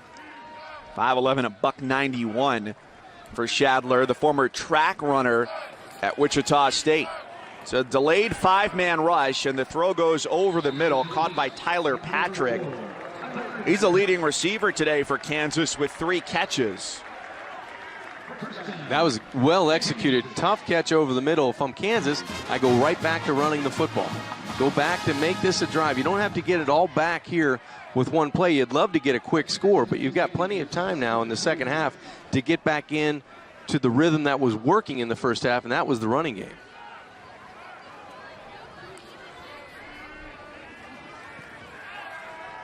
Going for Sims. It's a look they've shown 3 times today, and that's the first time it's developed into anything significant. When they've thrown to Sims out there on the wide side of the field, they had the pass he threw downfield that ended up incomplete, the pick 6, right, and there the completion, so it works for the first time. They set up a nice rollout for Bender. He throws behind his tight end, Ben Johnson, incomplete on 2nd and 1. We have a Mountaineer defender in the secondary down, it looked like Mike Daniels. That was the guy who had the interception return for the touchdown at the end of the first half.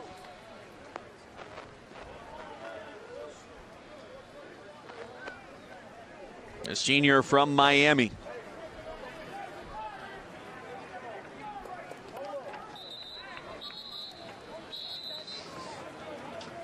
West Virginia out in front, 35-13, third quarter in Lawrence.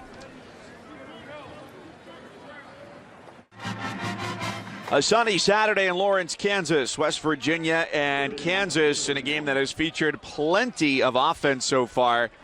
West Virginia 380 total yards, and Kansas with 225 on the ground. The majority of that coming on carries for Khalil Herbert. 3rd down and 1, Kansas. And they go to the ground to try and solve their issues. Herbert gets the carry and gets the first.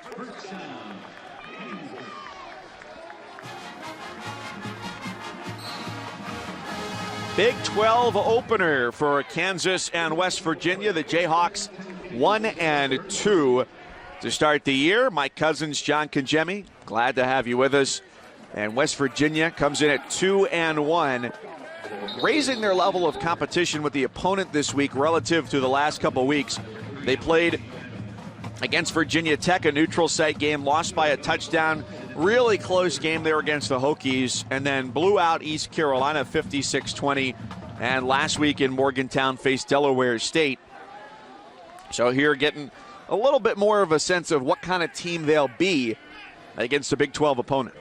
And defensively, they've really turned it around from the first series. They've been opportunistic. They've been able to pressure the pocket, done a good job against the run, other than the large 67-yard run by Khalil, who's off to the races again. Primed for another one. He stiff arms a defender, and he could take this one for a second score. Cutting it back inside the 10 and brought down all the way to the 6-yard line.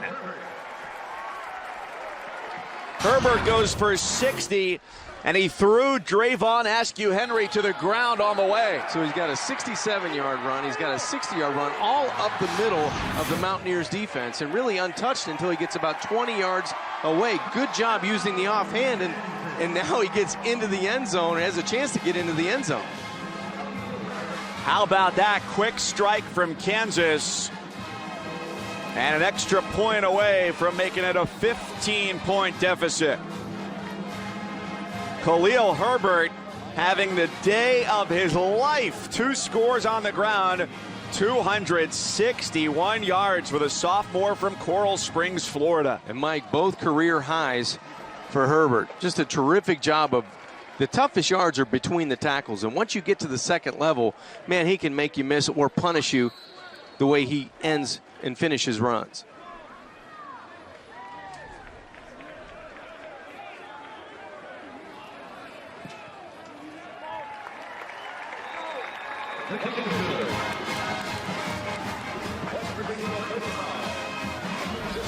Well, West Virginia certainly comfortable bringing pressure on defense, but when there have been holes, Khalil Herbert has snuck through them, and when there have been defenders, he's stiff-armed them away. 35-20 after a long run with a touchdown at the end.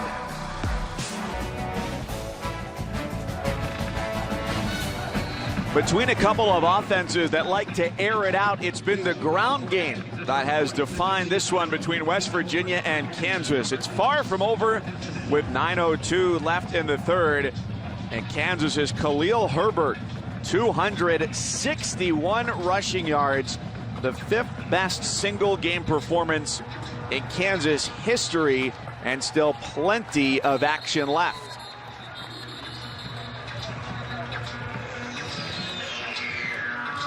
(35-20) West Virginia, their last score.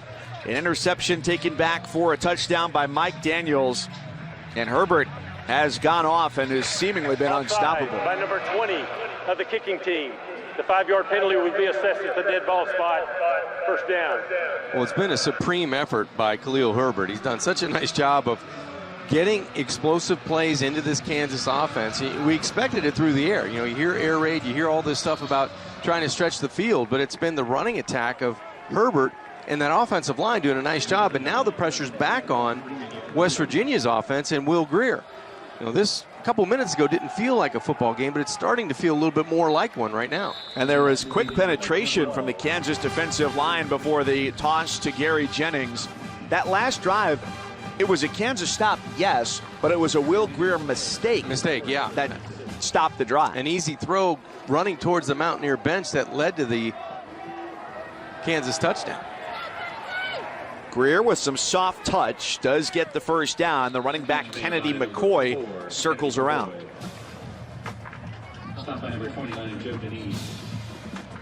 Will has had all the time in the world to kind of find his footing in the pocket. He's been able to set and then reset without being harassed in the pocket, and that's crucial for West Virginia to keep that momentum on offense. Against a four-man rush that's bottled up by the offensive line. A heave down the middle of the field, and that pass is fought for the 29-yard line. And it's Kansas football. Hassan Defense rises to take it away.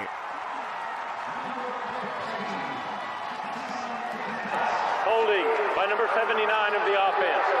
Please decline. First down. And Mike Defense must have ripped the football away from the receiver on the way down. That was just good strength and fighting for the football. That's a 50-50 pass down the middle.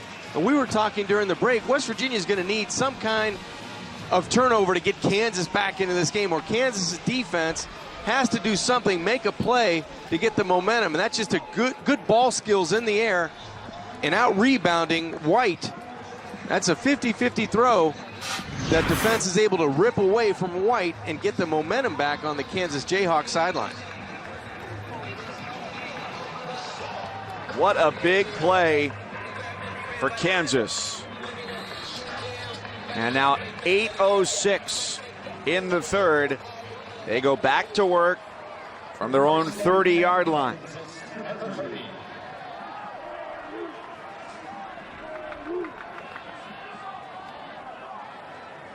It's probably about the fourth or fifth time we've seen one of the officials rush in to slow down the pace of play in this game. On the reverse, Bender out in front as a blocker. It's a first down and then some.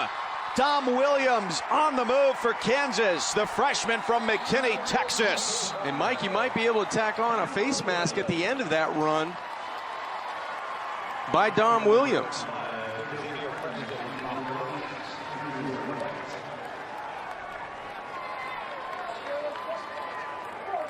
And what a perfect time and opportunity for Doug Meacham to pull a trick out of the bag. Holding by number 19 of the offense. Penalty is 10 yards. And replay the down. Second down.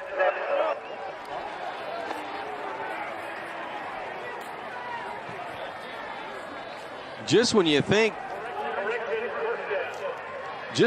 Kansas is going to have another explosive play to get into the Mountaineer territory, the holding call brings it back. It will result as a first down for Kansas at their own 44-yard line, but you're starting to see a little bit more confidence and variety of offense with Kansas.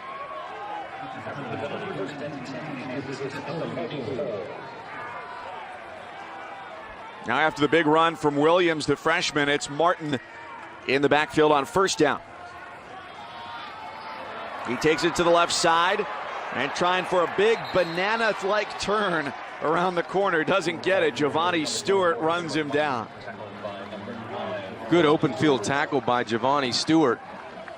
Boy, Martin's really got to get that football on the outside hand so he can use his offhand to fend off a would-be tackle in Stewart. But that's just a good aggressive defensive play by the sophomore safety. See what West Virginia does here with 5 options for Bender. He throws right into the sticks. Great grab by Evan Fairs to go up and get it for his 6th catch of the year. First down, Kansas into West Virginia territory, and they are right back to the line of scrimmage.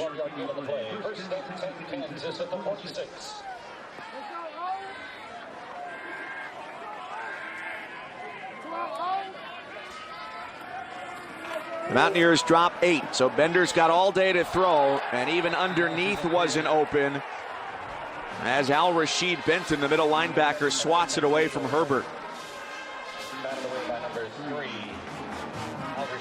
Benton keeping his name in the family. Al-Rashid, it's a combination of his grandfather Al and his dad Rashid, how you come up with the hyphenated first name. He's been in on multiple plays for that Mountaineer defense today, and I expect him, as the season moves on, to be one of their leading tacklers on that defense. 2nd and 10. Bender nicely fields a ground ball and gives it up to Herbert. That could have gone a lot of ways whenever the football hits the turf. That's an example of not making a bad play worse. That was a horrible snap to field for a quarterback, and it bounced a couple of times. Bender was able to go down, get the football, not lose the rhythm or the timing in that run. And now you have 3rd and long, 3rd and 7 for the Jayhawks offensively. I would think there might be a little bit of pressure here on 3rd down by the Mountaineers. And here it comes. A throw to the sideline. And the pass is too high, intended for Chase Harrell. If you want a one-on-one matchup, 6'4", that's your guy. I just think that's a tough throw. When you have 0 pressure, no one in the middle of the field, get your 6'4" body going to the inside where the bodies and safeties and linebackers are vacating. Give them a chance in the middle of the field instead of outside the numbers. A lot easier for quarterback Peyton Bender. Which quite often has been the formula for Will Greer and David Sills on the other side. See if the Jayhawks can get what they want this time.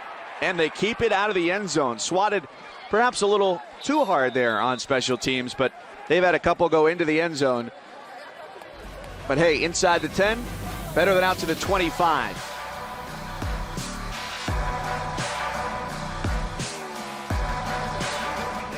On ESPN2 in Spanish. Back here in Lawrence, Kansas, along with John Congemi, Mike Cousins, as West Virginia goes back to work on offense. And on the ground, it's Justin Crawford on first down, who gets it out to the 25-yard line, a pickup of about 15 yards for the senior running back out of Georgia. Again, following Elijah Wellman, that fullback slash tight end slash athlete. The guy's unbelievable in leading these West Virginia running backs. That's a guy who doesn't get a lot of credit because they have such talented running backs. They're not handing it off to the fullbacks. But the coaching staff and Clint Bowen, the defensive coordinator for Kansas, says this is a guy who's an ACL killer with the way he can just go after guys, get down low and block, and he's the unsung hero of their run game. Greer gets flushed out of the pocket, throws up a jump ball, and it's incomplete at midfield, looking for Sills. Well, on that particular play, I think it was Joe Deneen, the middle linebacker, got away with a hold on Wellman. He was going to go right down the middle of the field and be a primary pass catcher. Kansas gets away with a hold, and it ends up as an incomplete pass, and now the Mountaineers offensively, 3rd and 8. On a down, they desperately need to stay on the field.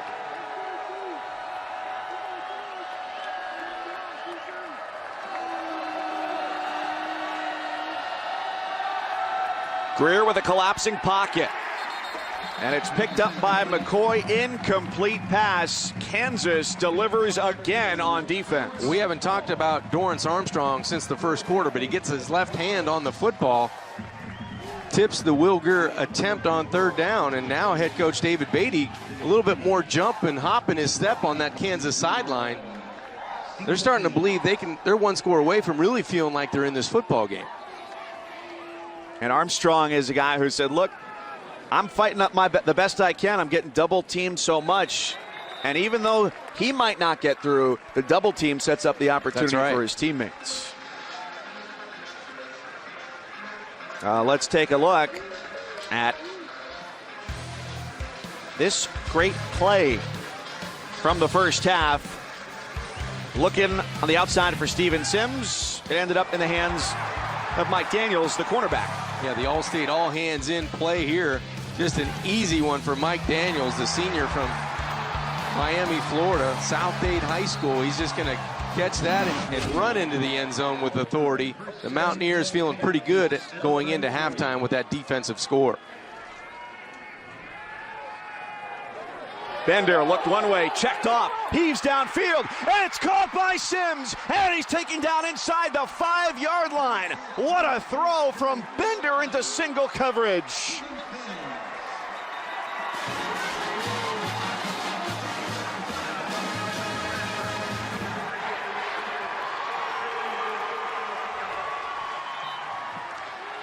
"64 yards later, Peyton Bender finding his playmaker, Steven Sims. You want to talk about a perfect throw and catch to get the football inside the 5-yard line. And there had to be a correction there from the official because he said the penalty would be enforced on the kickoff. I think he thought it was a score. That's right. Mike Daniels is down just outside the goal line. Well, Mike, you mentioned Bender was looking right initially, came back and said, you know what, I think I have single coverage to the boundary. Let me get it to my playmaker. And that gets the football inside the 5-yard line. And on the result of the play, Daniels was still down on the sidelines, but what a throw and catch by the Jayhawks. Just extension, getting the hands out. Steven Sims, you couldn't throw a better football from Peyton Bender. It's exactly the guy they wanted to bring into this offense in Bender, to be able to find the guys like Sims or Jeremiah Booker or Quan Hampton. And they knew exactly who they were going for. David Beatty said, when I went down to Fulton, Mississippi, I knew this was our guy because we knew where he had come from. 2 years under the tutelage of Mike Leach in the similar system at Washington State. Not a starter there, but a guy who was a perfect fit here. And already here in game number 4, he has outthrown their leading passer from last year, Montel Cozart, who's in his final year of eligibility at Boise State. When you get a quarterback with a similar background in the offense that you want to run, the clock is similar in his head. So you're hoping that you get a guy that can fit in right away and have the thoughts of the coordinator in the quarterback's head on the field in terms of timing, in terms of pass distribution, where the ball's going, and the tempo of the offense. Bender also had offers from Georgia and from Western Kentucky, and they knew that Georgia certainly had an appeal for him because he grew up until about the age of 13 outside of Atlanta and then moved down to Florida. But he said, I wanted to go somewhere where I was going to be an impact player. If he goes to Georgia, that's a tough quarterback race right there. It is. And multiple guys that can play the position, and the competition is relentless. So you go to a place where you feel like you have a chance, and fast forward, you're at Kansas where you're the guy now, and you feel like you've got offensive weapons around you. You've got a heck of a running back in Khalil Herbert, and you've got his backup in Taylor Martin. So you've got a 1-2 punch in the backfield with the athletes on the perimeter.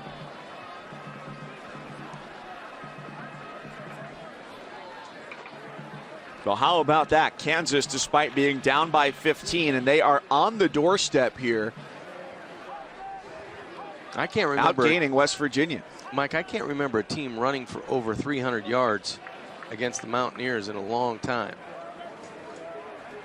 And the injured player is the senior cornerback, Mike Daniels, who was involved in the tackle on Steven Sims, hurt at the end of that play as they rolled through one another.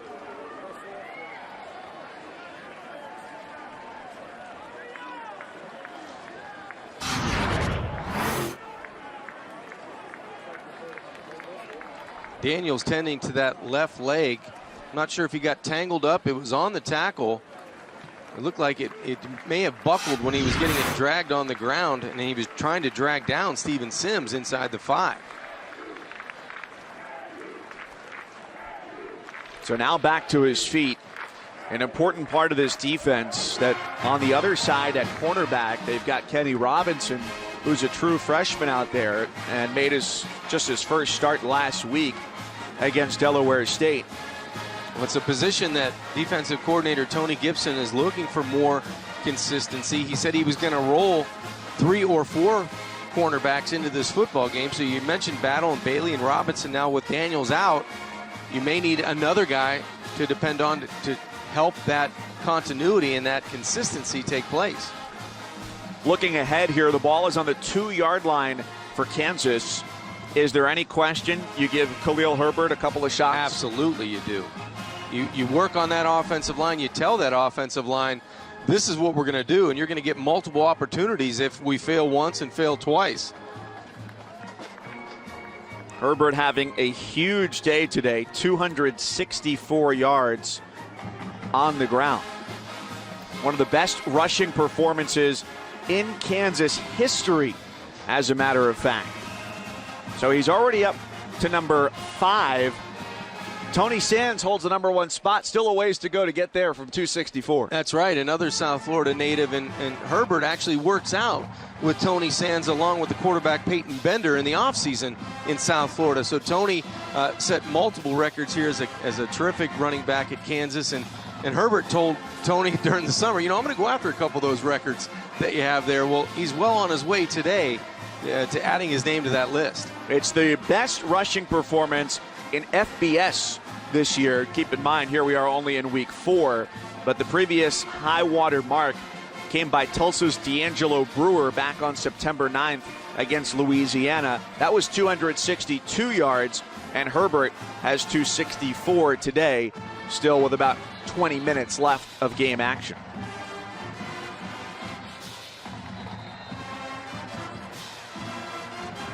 A long pause as Daniels, the injured corner for West Virginia, made his way off the field.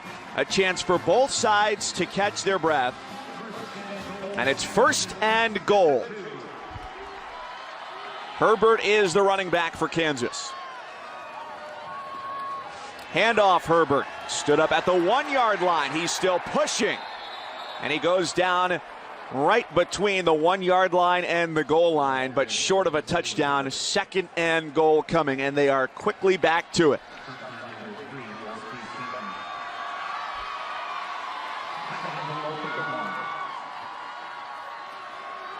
Bender to Herbert. Really good defensive stand by the Mountaineers. They're expecting the football up the middle in between the tackles. And on 1st and 2nd down, just a good job of winning that battle at the line of scrimmage.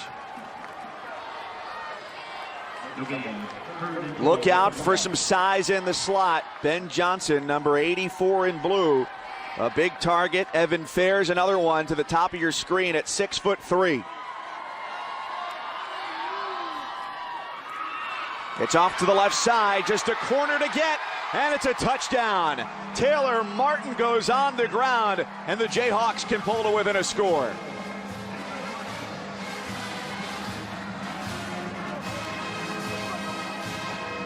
Capitalizing on explosive plays, the Jayhawks finally find the end zone here with Martin going outside. Terrific pitch and catch to get the Jayhawks inside the 5-yard line from Bender to Sims, and then Martin uses that speed to the left pylon.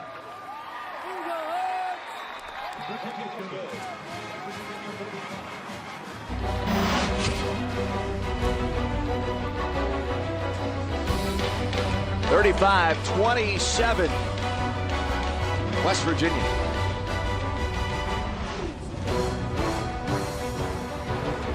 And Iowa has won 6 straight regular season games since last season's 41-14 loss to Penn State in Happy Valley. Perhaps we'll see a similar theme to our own game here today. If Saquon Barkley has the kind of day he and the Nittany Lions want. The Kansas defense has looked quite strong here in this third quarter.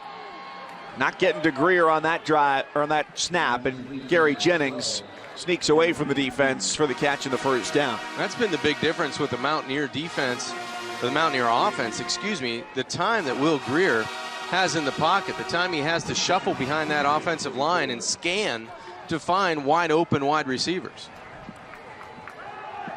Inside handoff, McCoy tucks it away and gains 2. Back to action today after being suspended for a violation of team rules last week. Brought down by J.J. Holmes.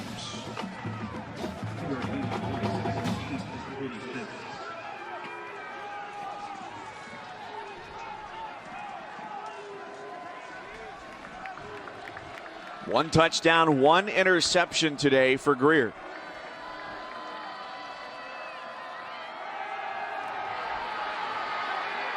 McCoy, and he's strung out.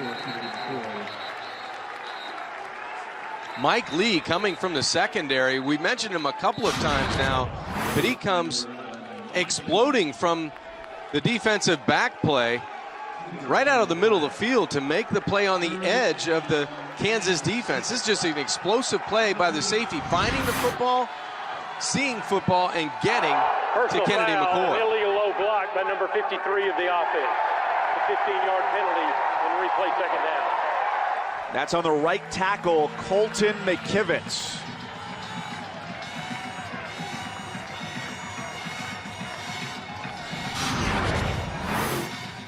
Big mistake and a negative play for the Mountaineers offensively. Edge of your screen, 53. There's the cut there. And that's going to cost the Mountaineers pretty good field position. They had the ball close to the 45-yard line. Now it's back to the 31 of West Virginia. Jake Spavital on the offense, up to the task.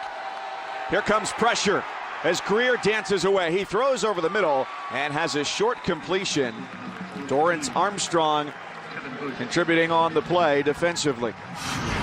Great awareness by Will Greer, the best player on that defensive front. Dorrance Armstrong is coming on a twist. He's going to come inside right in the lap of the quarterback, but Will just calmly bides some time, get some ground depth in the pocket to sidestep him and make a positive play.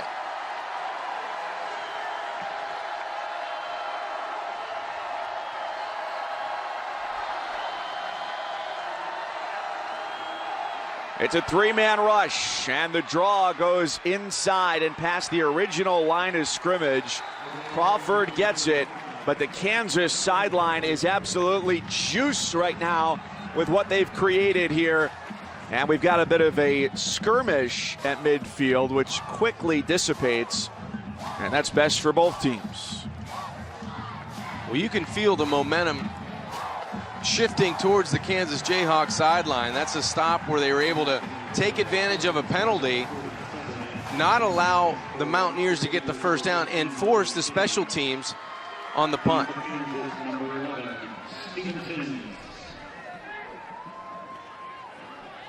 Sims gets underneath and grabs it at the 16-yard line.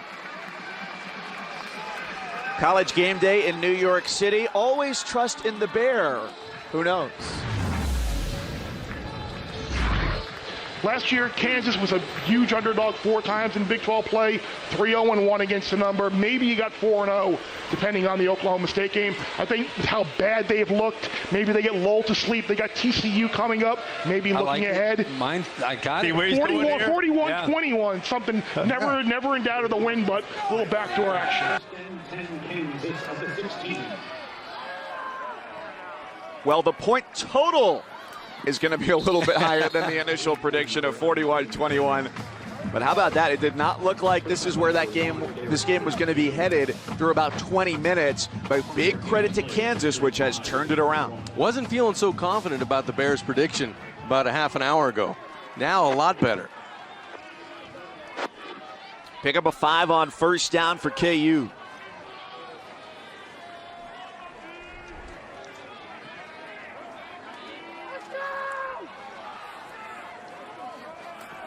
against a one deep safety look. And Herbert gets ridden out of bounds.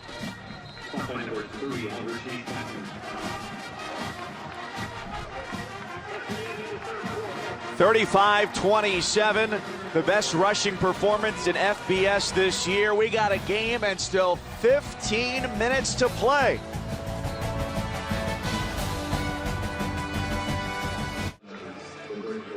$17 unanswered points for Kansas to make it 35-27 as we go to the fourth quarter here in Lawrence. Mike Cousins, John Kajemi, Khalil Herbert having the game of his life, the best FBS rushing performance this year for number 10 in blue, 264 yards, and he's in the backfield on a big 3rd and 5 for the Jayhawks.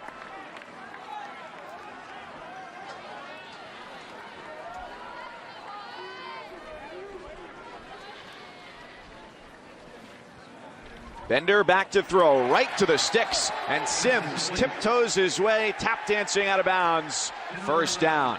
And it looked like a penalty at the end of that reception to Sims.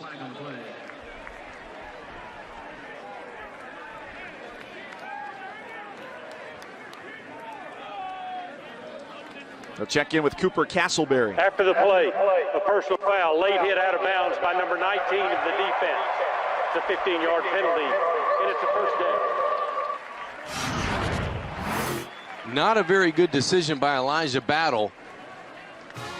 You have to be better than this. This is just a 5-yard out. He gets the sticks, does Sims. He's going out of bounds on his own. Just leave him be. When you hit him in the white, I think that's where the issue came. It wasn't a violent hit, but you hit him in the white, kind of just ride him out of bounds and take your losses. After Kansas started 3 of 9 on 3rd down, they've converted 4 of their last 5. And along with some excellent performance from the defense, that's been a contributor in the comeback effort for the Jayhawks, trying to win their Big 12 opener for the first time since 2009. And Mike, if I'm the Jayhawks offensively, I go back to the opening drive of the game right now. You have a quarter to win this football game. Go back to the things in that first drive and in where you got those explosive plays were on the ground between the tackles.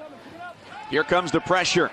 Bender gets away from the first wave, gets the throw off. And it's incomplete.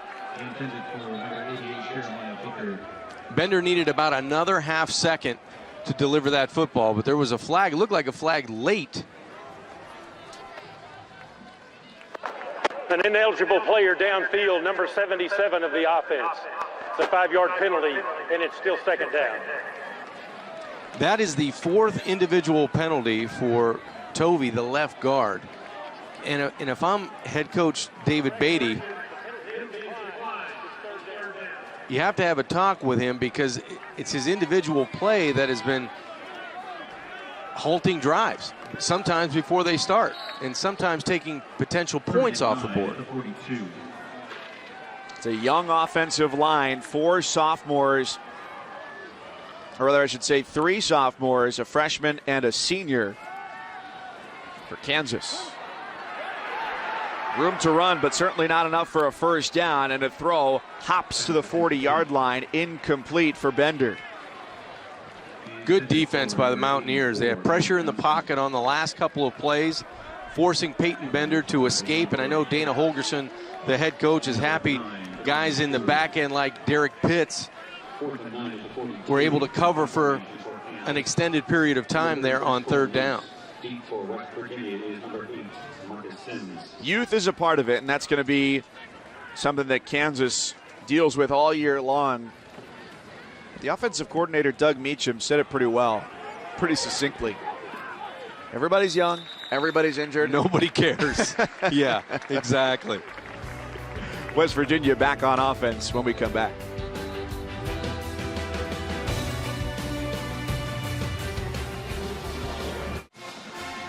There's a stark contrast for West Virginia looking at the drive chart from recent drives compared to, let's say, their first 5, which was punt and 4 touchdowns, and it's been the opposite here as of late. Well, they were able to take 4 first-half drives and go 80-plus yards for scores, for touchdowns.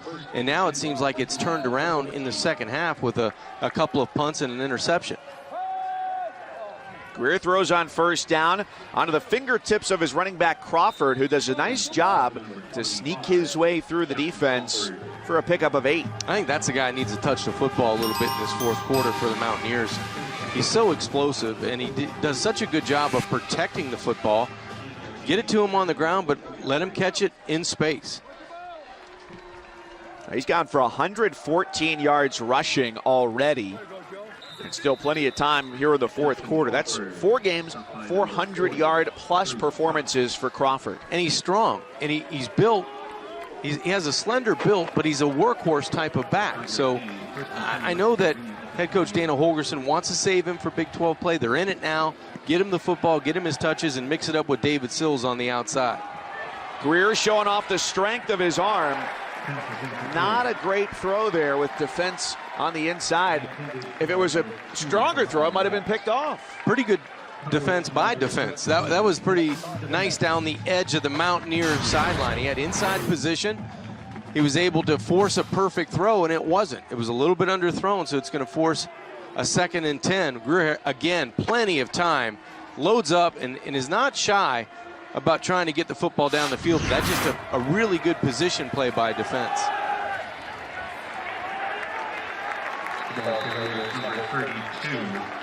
Martell Pettaway, the sophomore from Detroit, on the run, and the Kansas sideline.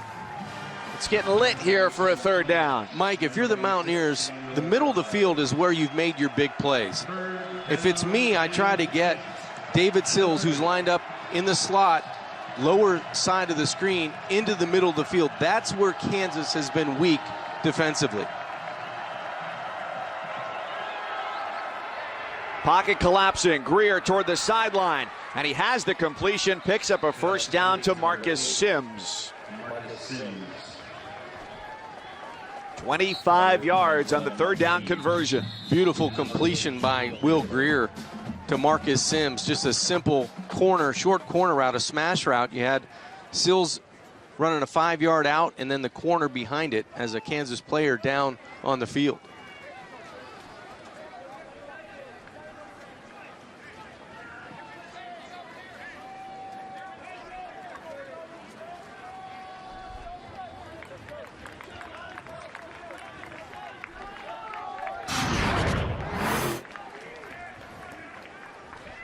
Will Greer has not really been touched this entire afternoon in the pocket. He's able to see, scan the field, and just throw it close. I mean, that's not a perfect throw by any means, but it didn't need to be.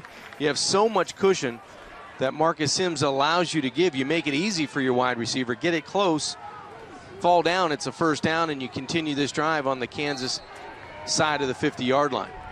Mike Lee coming out of the game. Hopefully he'll be back in for that Jayhawk defense. 277 yards for Greer today. 1 touchdown, 1 interception. 1st down and 10 from the 45-yard line. Now he's on the move. He's got a 1st down and then some inside the 30 and brought down close to the 20-yard line. So a gain of 24 yards for Greer, who the first time feeling significant pressure finds an opening and scrambles. And that's the first time that Will has actually had some room to tuck it and run. He's been able to extend plays, and he does so by stepping up into the pocket. Good protection. He's protected there, but feels a little tight on the edge, so he decides to run the football and shows off his athletic skills. Play action looking for the end zone. And it hits the ground in and out of the arms of Gary Jennings. Wow, you could not throw it any better than Will Greer did right there. Gary Jennings, who's a talented player, a junior wide receiver, has to come down with this catch. I mean, you cannot put it in a better spot. This is just textbook quarterback placement of the football. Over coverage, that needs to be 6 points. That's the type of throw that deserves to be on a highlight reel in slow motion. 2nd and 10 for Greer, who's got the 2nd most touchdown passes in America behind Josh Rosen of UCLA. Almost had another one. Now he's getting run down, and a back foot throw to the back of the end zone is incomplete. Good coverage and pressure from Keith Lonecker, the linebacker who brought it to Greer. Well, if you're Kansas, you need one more stop. It's 3rd and 10. You need one more play to make the Mountaineers pay for dropping the football in the back of the end zone. Will Greer now has extended plays with his legs. He's done a good job of riding it out, keeping away from the sacks and keeping plays alive. But on third down, today the Mountaineers 7 for 12. So they've done a pretty good job on third down. And I think Kansas wants to talk about what they want to do defensively. 8-point game with West Virginia in striking distance.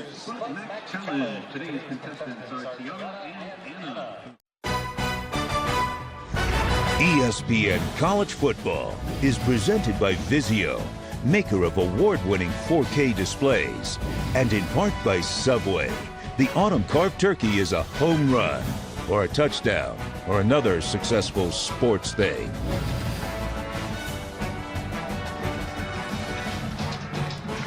Welcome back to Lawrence. We're waving at you here from Memorial Stadium. Mike Cousins and John Congemi setting things up for Will Greer here, who's got a big 3rd and 10. In a big afternoon. My position on these types of downs, it's not so much about the play, it's about the players. Who do you trust the most with the football? For me, that would be David Sills. And a short throw. Sims stretching out as he goes down. The ball comes out. Boy, it sure did look like he was down. It looked like Sims was down on the play. Tyrone Miller swoops in to scoop it up. But and down by rule. No fumble. the spot is short, so it's a 4th down.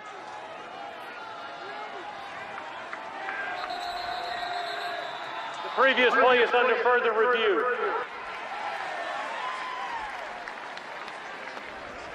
Good pitch and catch by Will Greer. Goes to the short side. He had man-to-man coverage. Could have went fade. He decides to go slant. I think that might have been the adjustment on the play. Marcus Sims going to catch this football close to a first down. He's about a yard short. It looked initially and was ruled that he was down a yard short. He secures the football there. The knee is down there. You can't tell if the ball is secured there. I don't think it comes out until he's well on his backside. So this play should stand. Should be Mountaineer football. He secures it there. He's down right there. He has possession of the football. He's reaching for the first down, and the ball comes out there. So should be Mountaineer football. Knee was down. Right around the 12-yard line, it appears that's where the ball is going to be spotted with the stretch by Sims at the end there. Now a big decision, it would appear, that head coach Dana Holgerson has, whether he wants to keep his offense on the field, knowing that he's going to need some points the way Kansas has been coming on. After review, the ruling on the field is confirmed. No surprise there, so 4th and 1. It's 4th down. And you could safely go for a field goal here and stretch this to a 2-score game. I think they might. I think the Mountaineers might bring that field goal unit out on the field. That replay basically serving as a free timeout for West Virginia to mull over options here, and they've got a perfect spot to be able to kick this ball right between the hash marks. And I think this is the right decision. You're going to need more points. You want to force Kansas into a 2-score game. Nice drive by Will Greer. Let's let your special teams come out. Convert here by Mike Molina. 29-yard try. There might have been contact, Mike, right at the nose tackle position. Something going on along the line. It might be offsides against Kansas. Right over the snap of the football. And if it is, it's a terrible mistake. By number 2 of the defense. It's a 5-yard penalty and a first down. That's on Dorrance Armstrong, who's the rock of their defense, and a critical mistake at an unforgivable time. That is just inexcusable by one of your best players on the football team. You're in close to the line of scrimmage, right next to the football.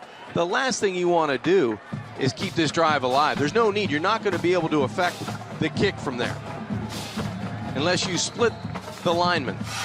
But there's no need to jump off sides. You almost give the 3 points away, let your offense come back onto the football field after the kickoff. Now, the Mountaineers in perfect position to extend their lead with a touchdown.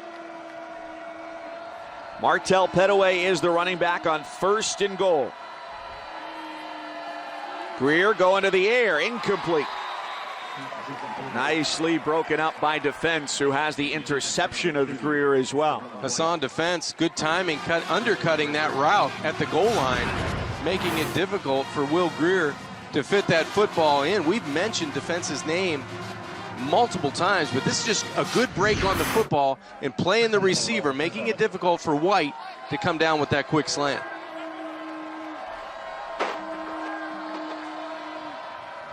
Three wide receivers on 2nd down. Greer to the end zone, touchdown. David Sills. From 7 yards out, Greer has his 2nd touchdown of the day. And it could have been 3, but a crucial 4th down penalty extends the drive. And West Virginia capitalizes to get 6 pending 7. Get it to your playmakers in the red zone, and Still's one of those guys.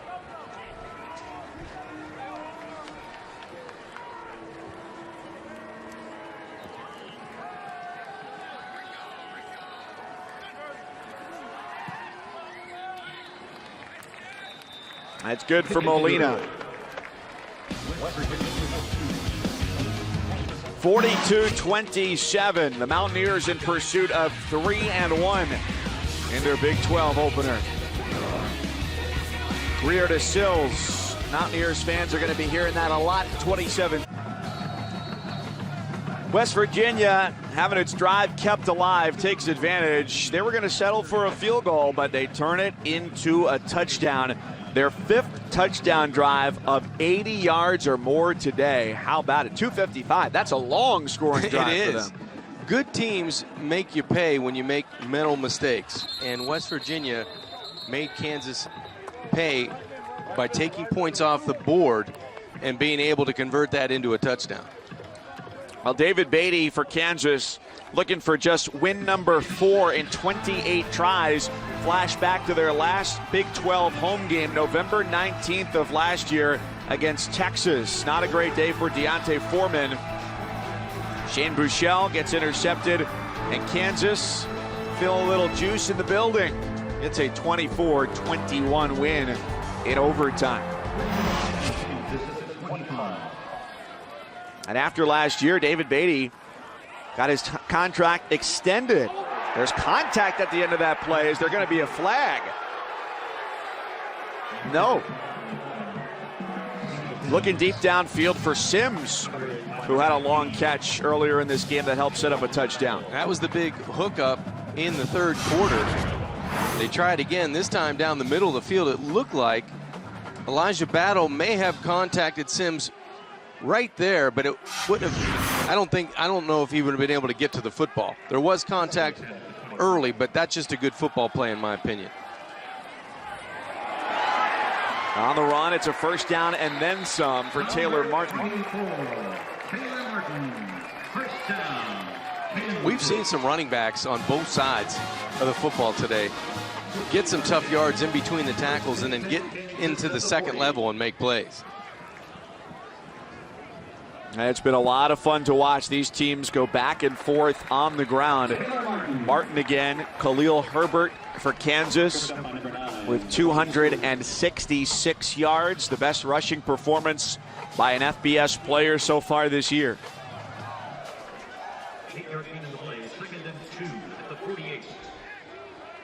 And for most of the second half, it's actually been Kansas overall that's outgained West Virginia.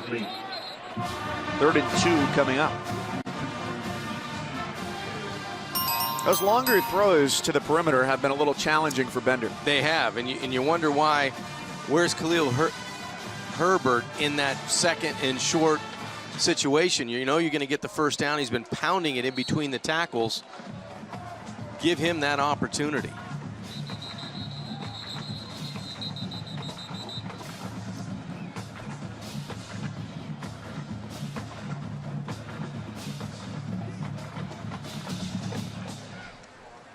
Please reset the clock to 10:09. A 2-second add-on from the 10:07. That was on the clock in the end zone.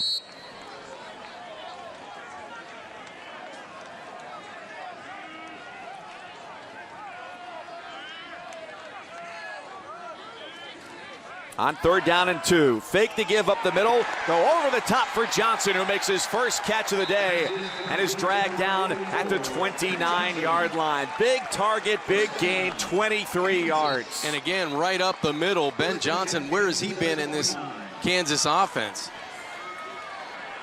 Herbert still slicing his way through. The chain gang wasn't even set and he was still running. Let's go to the studio quickly. Here's Chris Cotter. UMass at Tennessee. Tennessee a 4th touchdown favorite in this one, but UMass with Chris Berman as the honorary coach in this game for the Minutemen. Andrew Ford finds Sadiq Palmer here 13 yards out. It's a 4-point game, guys.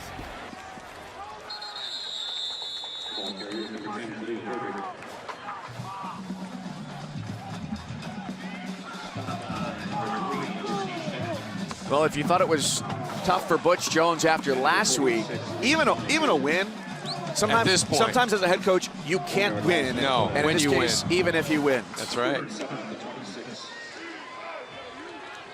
Big 3rd down opportunity for the Jayhawks offensively here.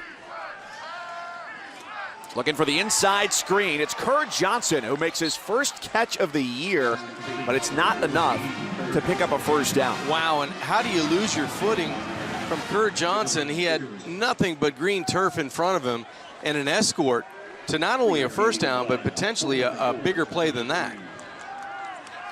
So they got to go for it here, down 42-27. Looks like timeout West Virginia. Right. West Virginia calls their first timeout of the half. Media timeout. Another pivotal moment.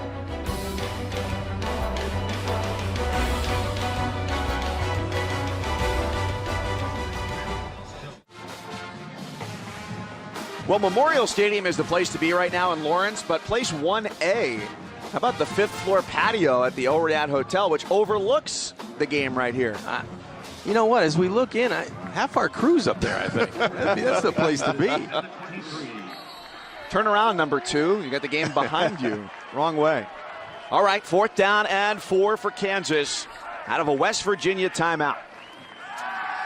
Bender, plenty of time. Rolls out, tosses, and a difficult catch. But along the sideline, it's a big one for Jeremiah Booker. The drive stays alive for KU. 8.5 to go. Been really impressed with both of these quarterbacks, the way they're able to not lose their cool, be able to scan the field when they're extending plays, and then be accurate on the run, especially in critical situations. Looking for room through the middle. It's a pickup of 4 for Taylor Martin. How about what they've gone with here on the last couple setups? They keep a few more backs there, give Bender a little bit more time. I like what they're doing because they're going back and it looks carbon copy to the first drive of the game.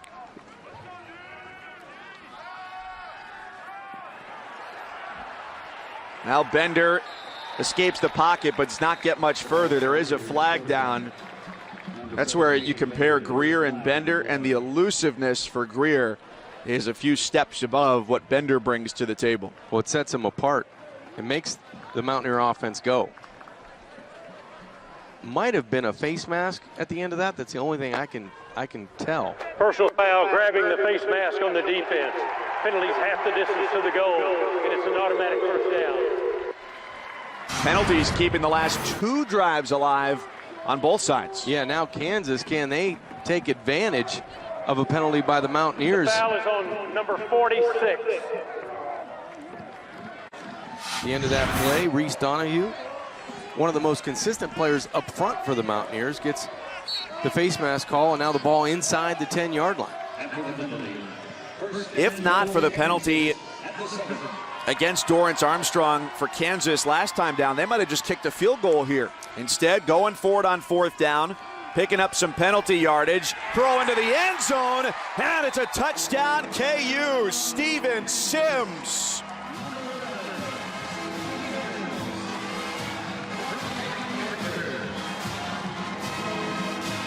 Mike, making teams pay for penalties, that's how you take advantage offensively. It's been the Steven Sims and Peyton Bender show for big plays in the second half. This time it goes on the quick slant to get Kansas even closer.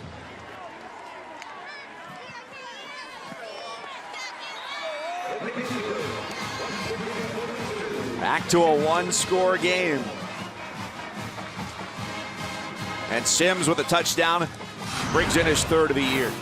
6 catches, 96 yards. He adds the touchdown. 11-play drive, 75 yards over 3 minutes and 20 seconds. Finding number 11 in the end zone, and that's going to make your quarterback feel pretty good.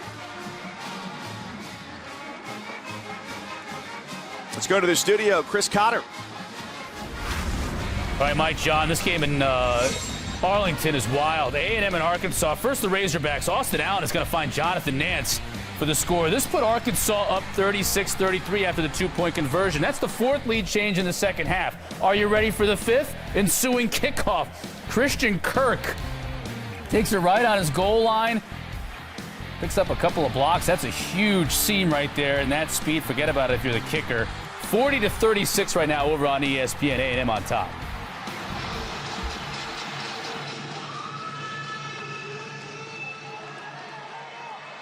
West Virginia on the kickoff return. I'll tell you what, sometimes it's the games where you don't know what to expect or you don't have what you think are 2 top teams. That's not 2 top 25 teams right there. And yet, the home of the Cowboys putting on a show.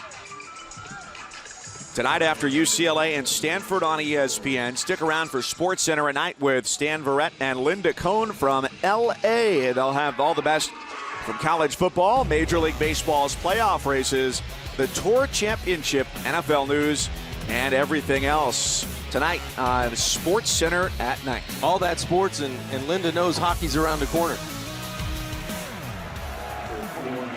It's right on the verge.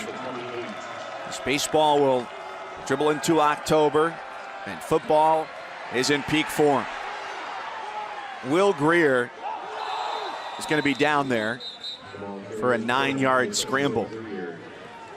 The ruling on the field is that the runner was down. Second down.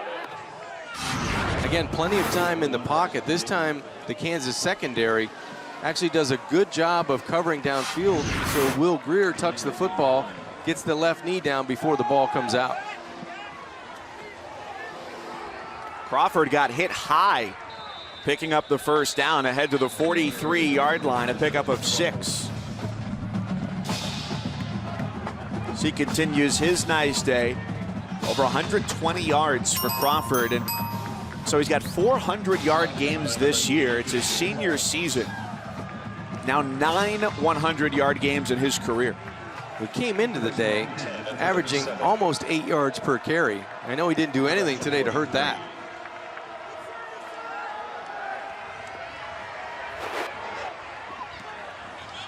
Low throw, Sims gets underneath it and makes the catch. And Mike, again, there's no one from Kansas in that front 7 that's affecting Will Greer in the pocket. And to his credit, he's buying some time, keeping plays alive, scanning the field and finding open playmakers in this Mountaineer offense. The previous play is under further review. So the question will be for Sims, did he get his arms underneath the ball? Well, he's coming down on the post pattern, behind coverage. Greer again bouncing in the pocket, delivers a strike down the field. It looked like he had his hands well underneath it, and I'm not so sure he even bobbled the catch. I don't see the football escape through his elbows. It looked like a clean catch initially. There's nothing there that tells me he didn't catch the football. They would need indisputable video evidence to overturn the call on the field, and it certainly doesn't look like, as we slow it down, that he did not have firm control of the ball. Yeah, you're looking for that football to escape through his elbows and get to the turf, but I didn't see that from Marcus Sims on that play. I think he controlled it, maintained possession all the way through going down. So a couple of replays today, and Both of them, at least on the initial look, have been very simple calls. Very clean.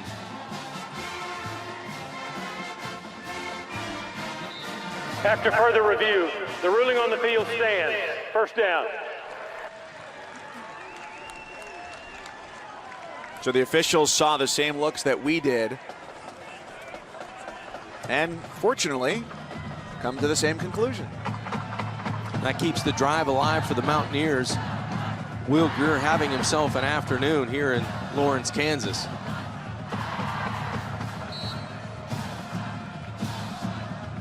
First down and 10, West Virginia at the Kansas 33.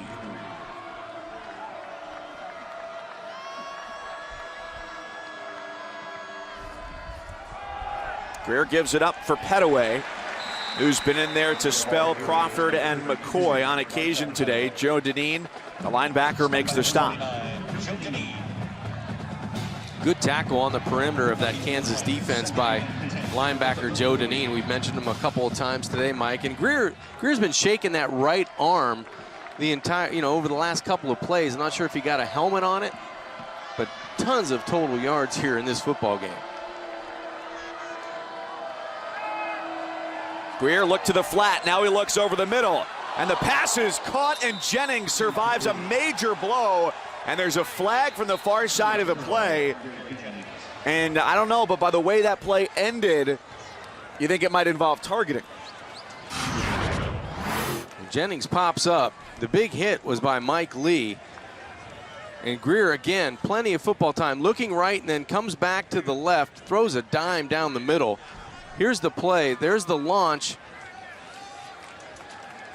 The key is the crown of the helmet, and it can occur not just above the head and neck, but it could be anywhere. There's the launch. It looks like the face mask is into the chest of Gary Jennings. A personal foul and on the number shoulder. 11 of the defense. The play is under further review.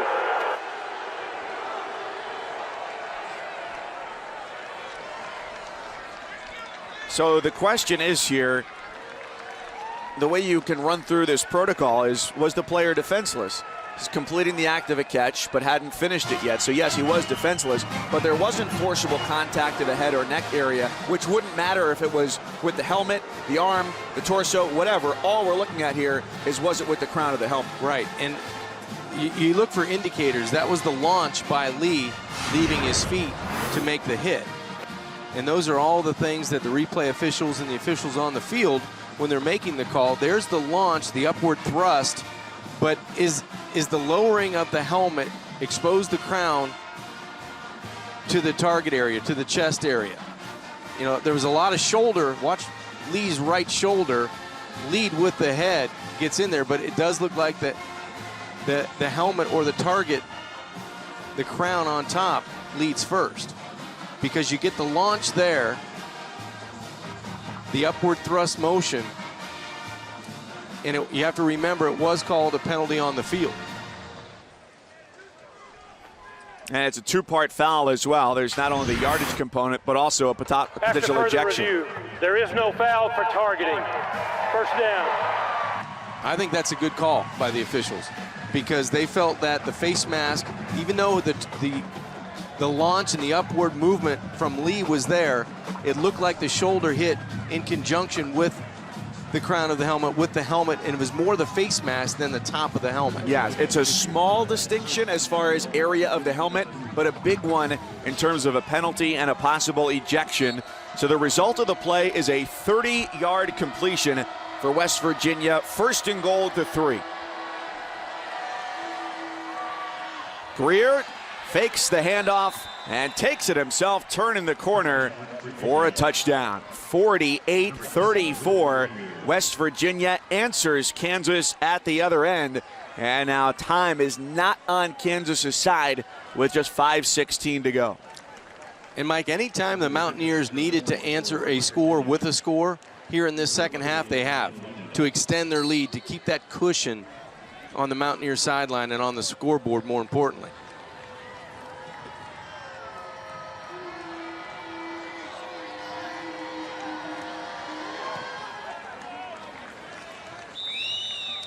The extra point makes it 49-34.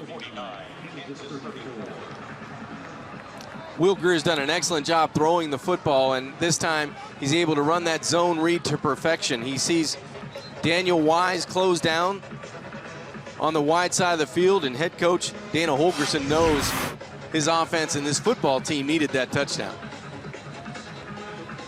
25 of 39, 347, 2 touchdowns. He's added 48 yards on the ground in that score, so Will Greer off to an unbelievable 2017 season.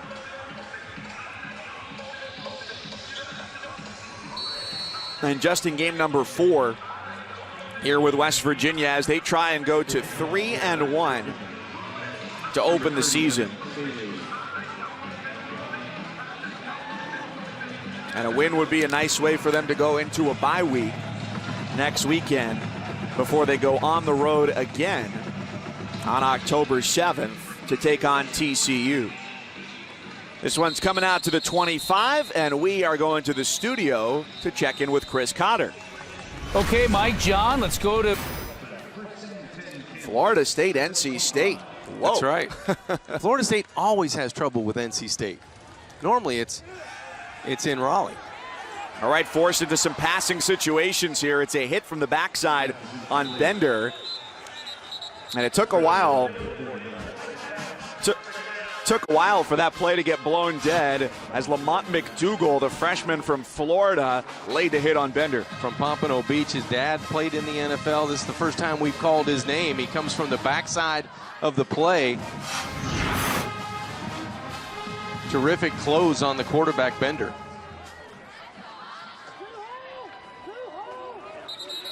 I think the officials are going to take a look at this again to see if that right arm was indeed going forward.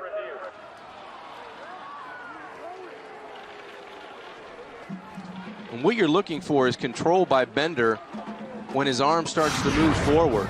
I'm not so sure McDougal didn't touch this ball before the act of the throw started.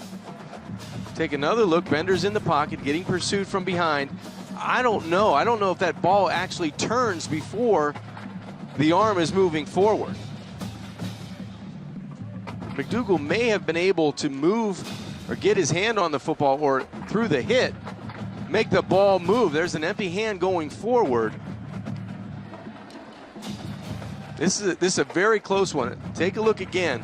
The arm going back, the ball's out. I think that's a fumble. Right, because, John, what the rule book says is that if the passer's hand comes forward in an obvious passing motion, which we have here, with control of the ball, it's considered to be a pass. But he doesn't have control of the ball. I think Bender loses control of the ball because McDougal gets the hand on it before the act of the throw starts.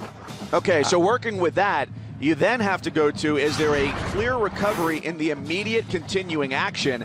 And if that's the case, if it is a fumble, number 10 in white, Dylan Tonkery, the weak side linebacker, just comes over, not really sure what's going on. Casually picks up the ball. But he picks it up, and that, if it is a fumble, would clearly grant possession to West Virginia. Right around the 30-yard line. Right. So those are the things that the officials are going to work through here is part A, fumble yes or no, which I believe there is. I believe it's a fumble. I think if it was going to be an incomplete pass, we'd have a call by now. Yeah. Because, again, going back to the rule book, if the hand's coming forward but with control of the ball, then it can be a pass. But I think that exactly what you said is as his hand, right as it started to come forward, the ball is when moves. McDougal knocks it out. I think he no longer has control. Yeah, I think the ball moves from a throwing position and it moves sideways before the act of the throw started.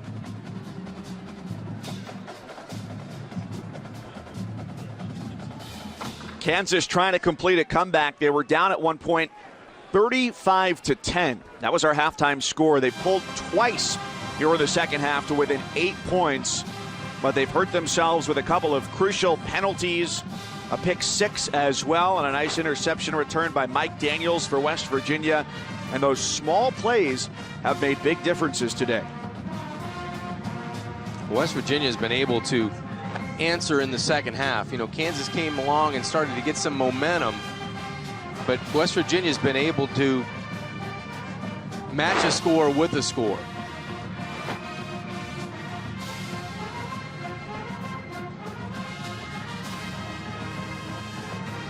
One other element. So again, if this is a fumble, which we believe it is, where's the ball? What's the clock situation? Ball was fumbled and recovered by the defense at the 31-yard line. First down.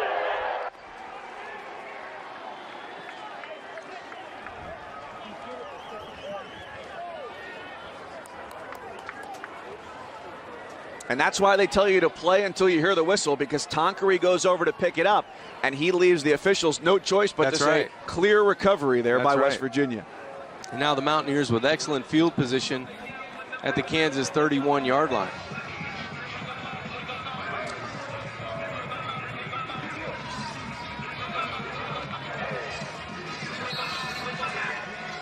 First and 10, West Virginia, the 31.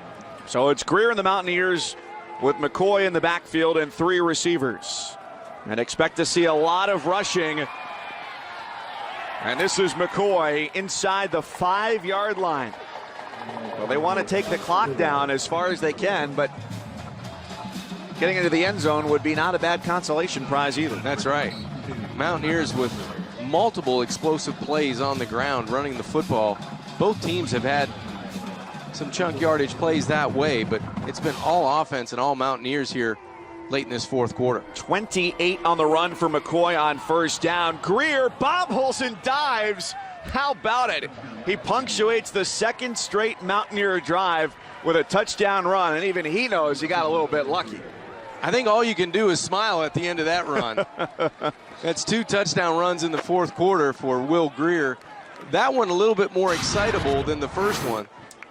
He waltzes in on the first one. This time, in that zone read, I think he sticks it in the belly a little bit too high, and as it comes out, he loses control of the football, but great concentration with the left hand. He calmly corrals the football and dives in the end zone for the score. With the way that ended up, he's had a nice passing day. It's kind of a pass to himself. That's right. Looked like he was spinning the football on his left hand.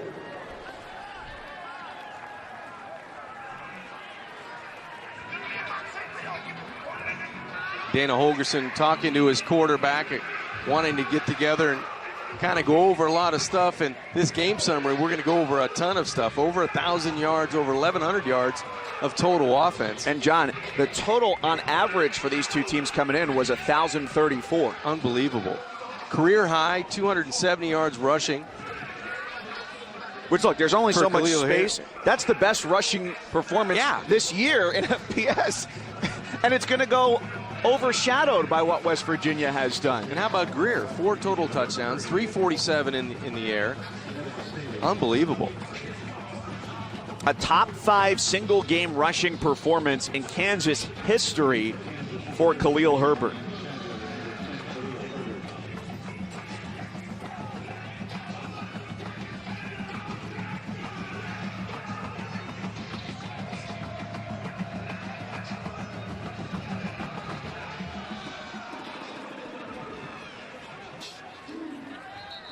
Kansas gets another opportunity here, although after Greer's last couple of rushing scores, this one may be out of reach. You know how quickly things can change week to week, but year to year in college football. The 2007 Kansas football team had Todd Reesing at the helm at quarterback under Mark Mangino.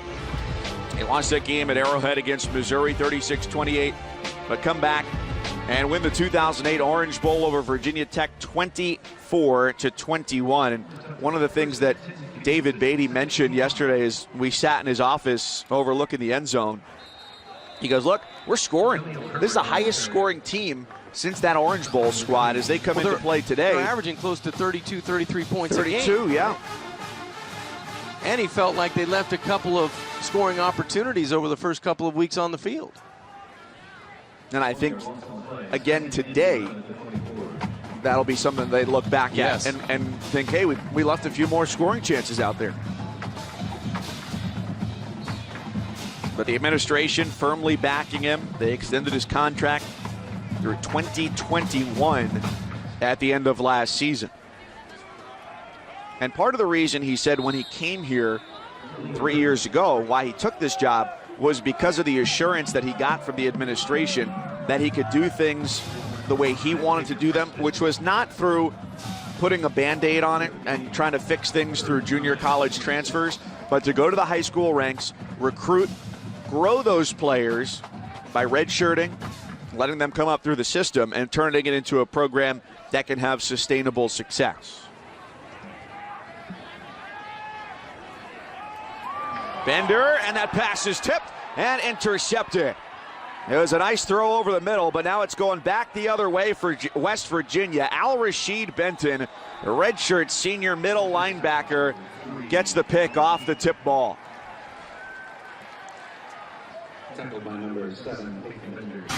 I'm not sure you can throw it any better than Bender does over the middle. That was a terrific job of delivering the football right on the money, but a good hit coming out of that secondary. Looked like it was Askew Henry on the hit. And then the interception by Benton. Does he step out of bounds any earlier? No, he stays in bounds. And that ball is going to be inside the 10-yard line. Spotted at the 8 for the Mountaineer offense.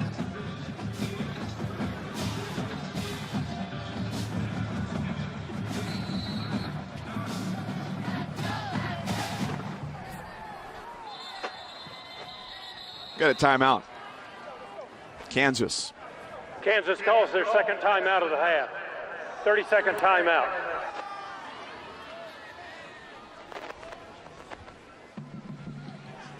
More football coming your way next here on ESPNU. We take you to North Carolina, a heated rivalry with Duke and UNC, Blue Devils and Tar Heels coming up. We got a chance to see Duke earlier in the year. Very impressive on offense, a young quarterback coming into his own. North Carolina, not so impressive in the first couple of weeks. So that, you know, anything can happen in that rivalry type of setting.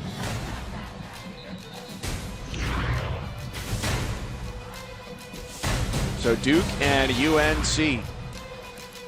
The ball coach, 87-89 with Duke. They clinched the ACC title with a 41-0 win at UNC. So this rivalry goes back, dated before Spurrier, but definitely influenced by Steve.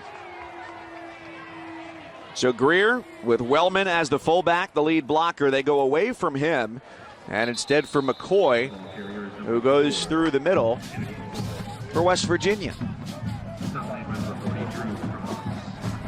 McCoy, 2 rushing touchdowns. Will Greer, the last 2 possessions, has had 2 rushing touchdowns. And Justin Crawford has 1 as well. And this has got to be probably the most difficult thing that West Virginia has to do, is stay in a quasi-huddle for as long as this, because they never do. It's all about tempo, but you're trying to take down that clock. You don't need points. You just need that clock to wind. McCoy in the backfield, 10 carries, 104 yards. So that's 2 100-plus yard performances out of the West Virginia backfield today.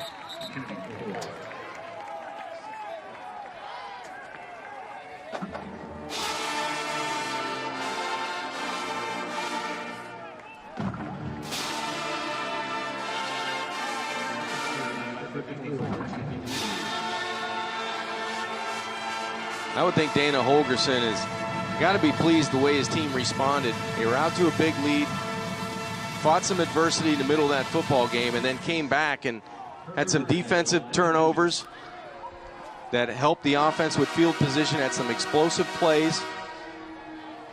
It looks like it's going to lead them to victory. Stretching toward the goal line, but not enough to get the job done, with the ball sitting on the left hash mark as we are inside of 2 minutes. Well, West Virginia's got 4th and goal.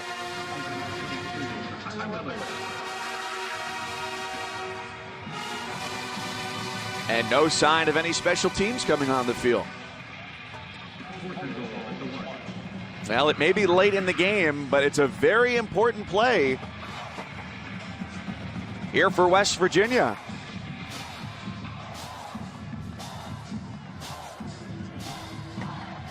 They are spread out to the top of the field. Greer on the ground. He's not down. Could he have his third rushing touchdown? He does not. A very important stop for Kansas. Bryce Tornadin brings down Will Greer. It looked like Greer was going to escape the first arm tackle and get into the end zone for the Mountaineers. And like I said, the points at this point for West Virginia, not as important as winding that clock down. And the clock at 1:13, but Greer, a little play action inside zone read. Armstrong in pursuit. Miller in pursuit, almost gets him down to the ground. But Tornadin finally does inside the 2-yard line. What were your impressions overall of Will Greer watching him in this offense in the Big 12 opener? I loved his patience. I loved what he did when things weren't there on time, and he was able to buy himself some time, extend a couple of plays. You know he's tough. You know he's going to make really good decisions. Took shots down the field. I was overly impressed with the way he handled it as a leader of the Mountaineer offense.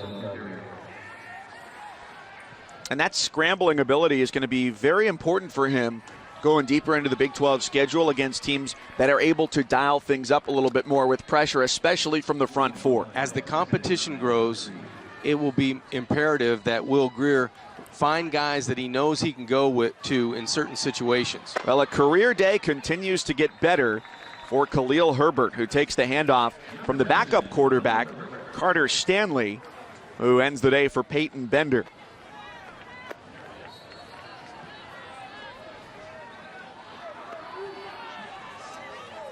"35 seconds left here in Lawrence. West Virginia will go to 3-1, and Kansas will drop to 1-3. So up next, it's a bye week for West Virginia before an October 7th date with TCU. And Khalil Herbert up to 287. We knew it would take a lot to catch Tony Sands at number 1, the third best rushing game in Kansas history.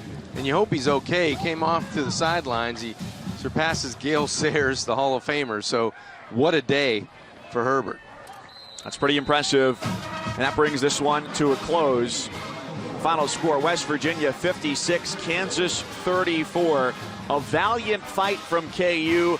West Virginia, you knew coming in the talent was superior to what the Jayhawks had, and ultimately that prevailed. Mountaineers did what they needed to do on the road to open up the Big 12 conference play, and they've got the offense to do it.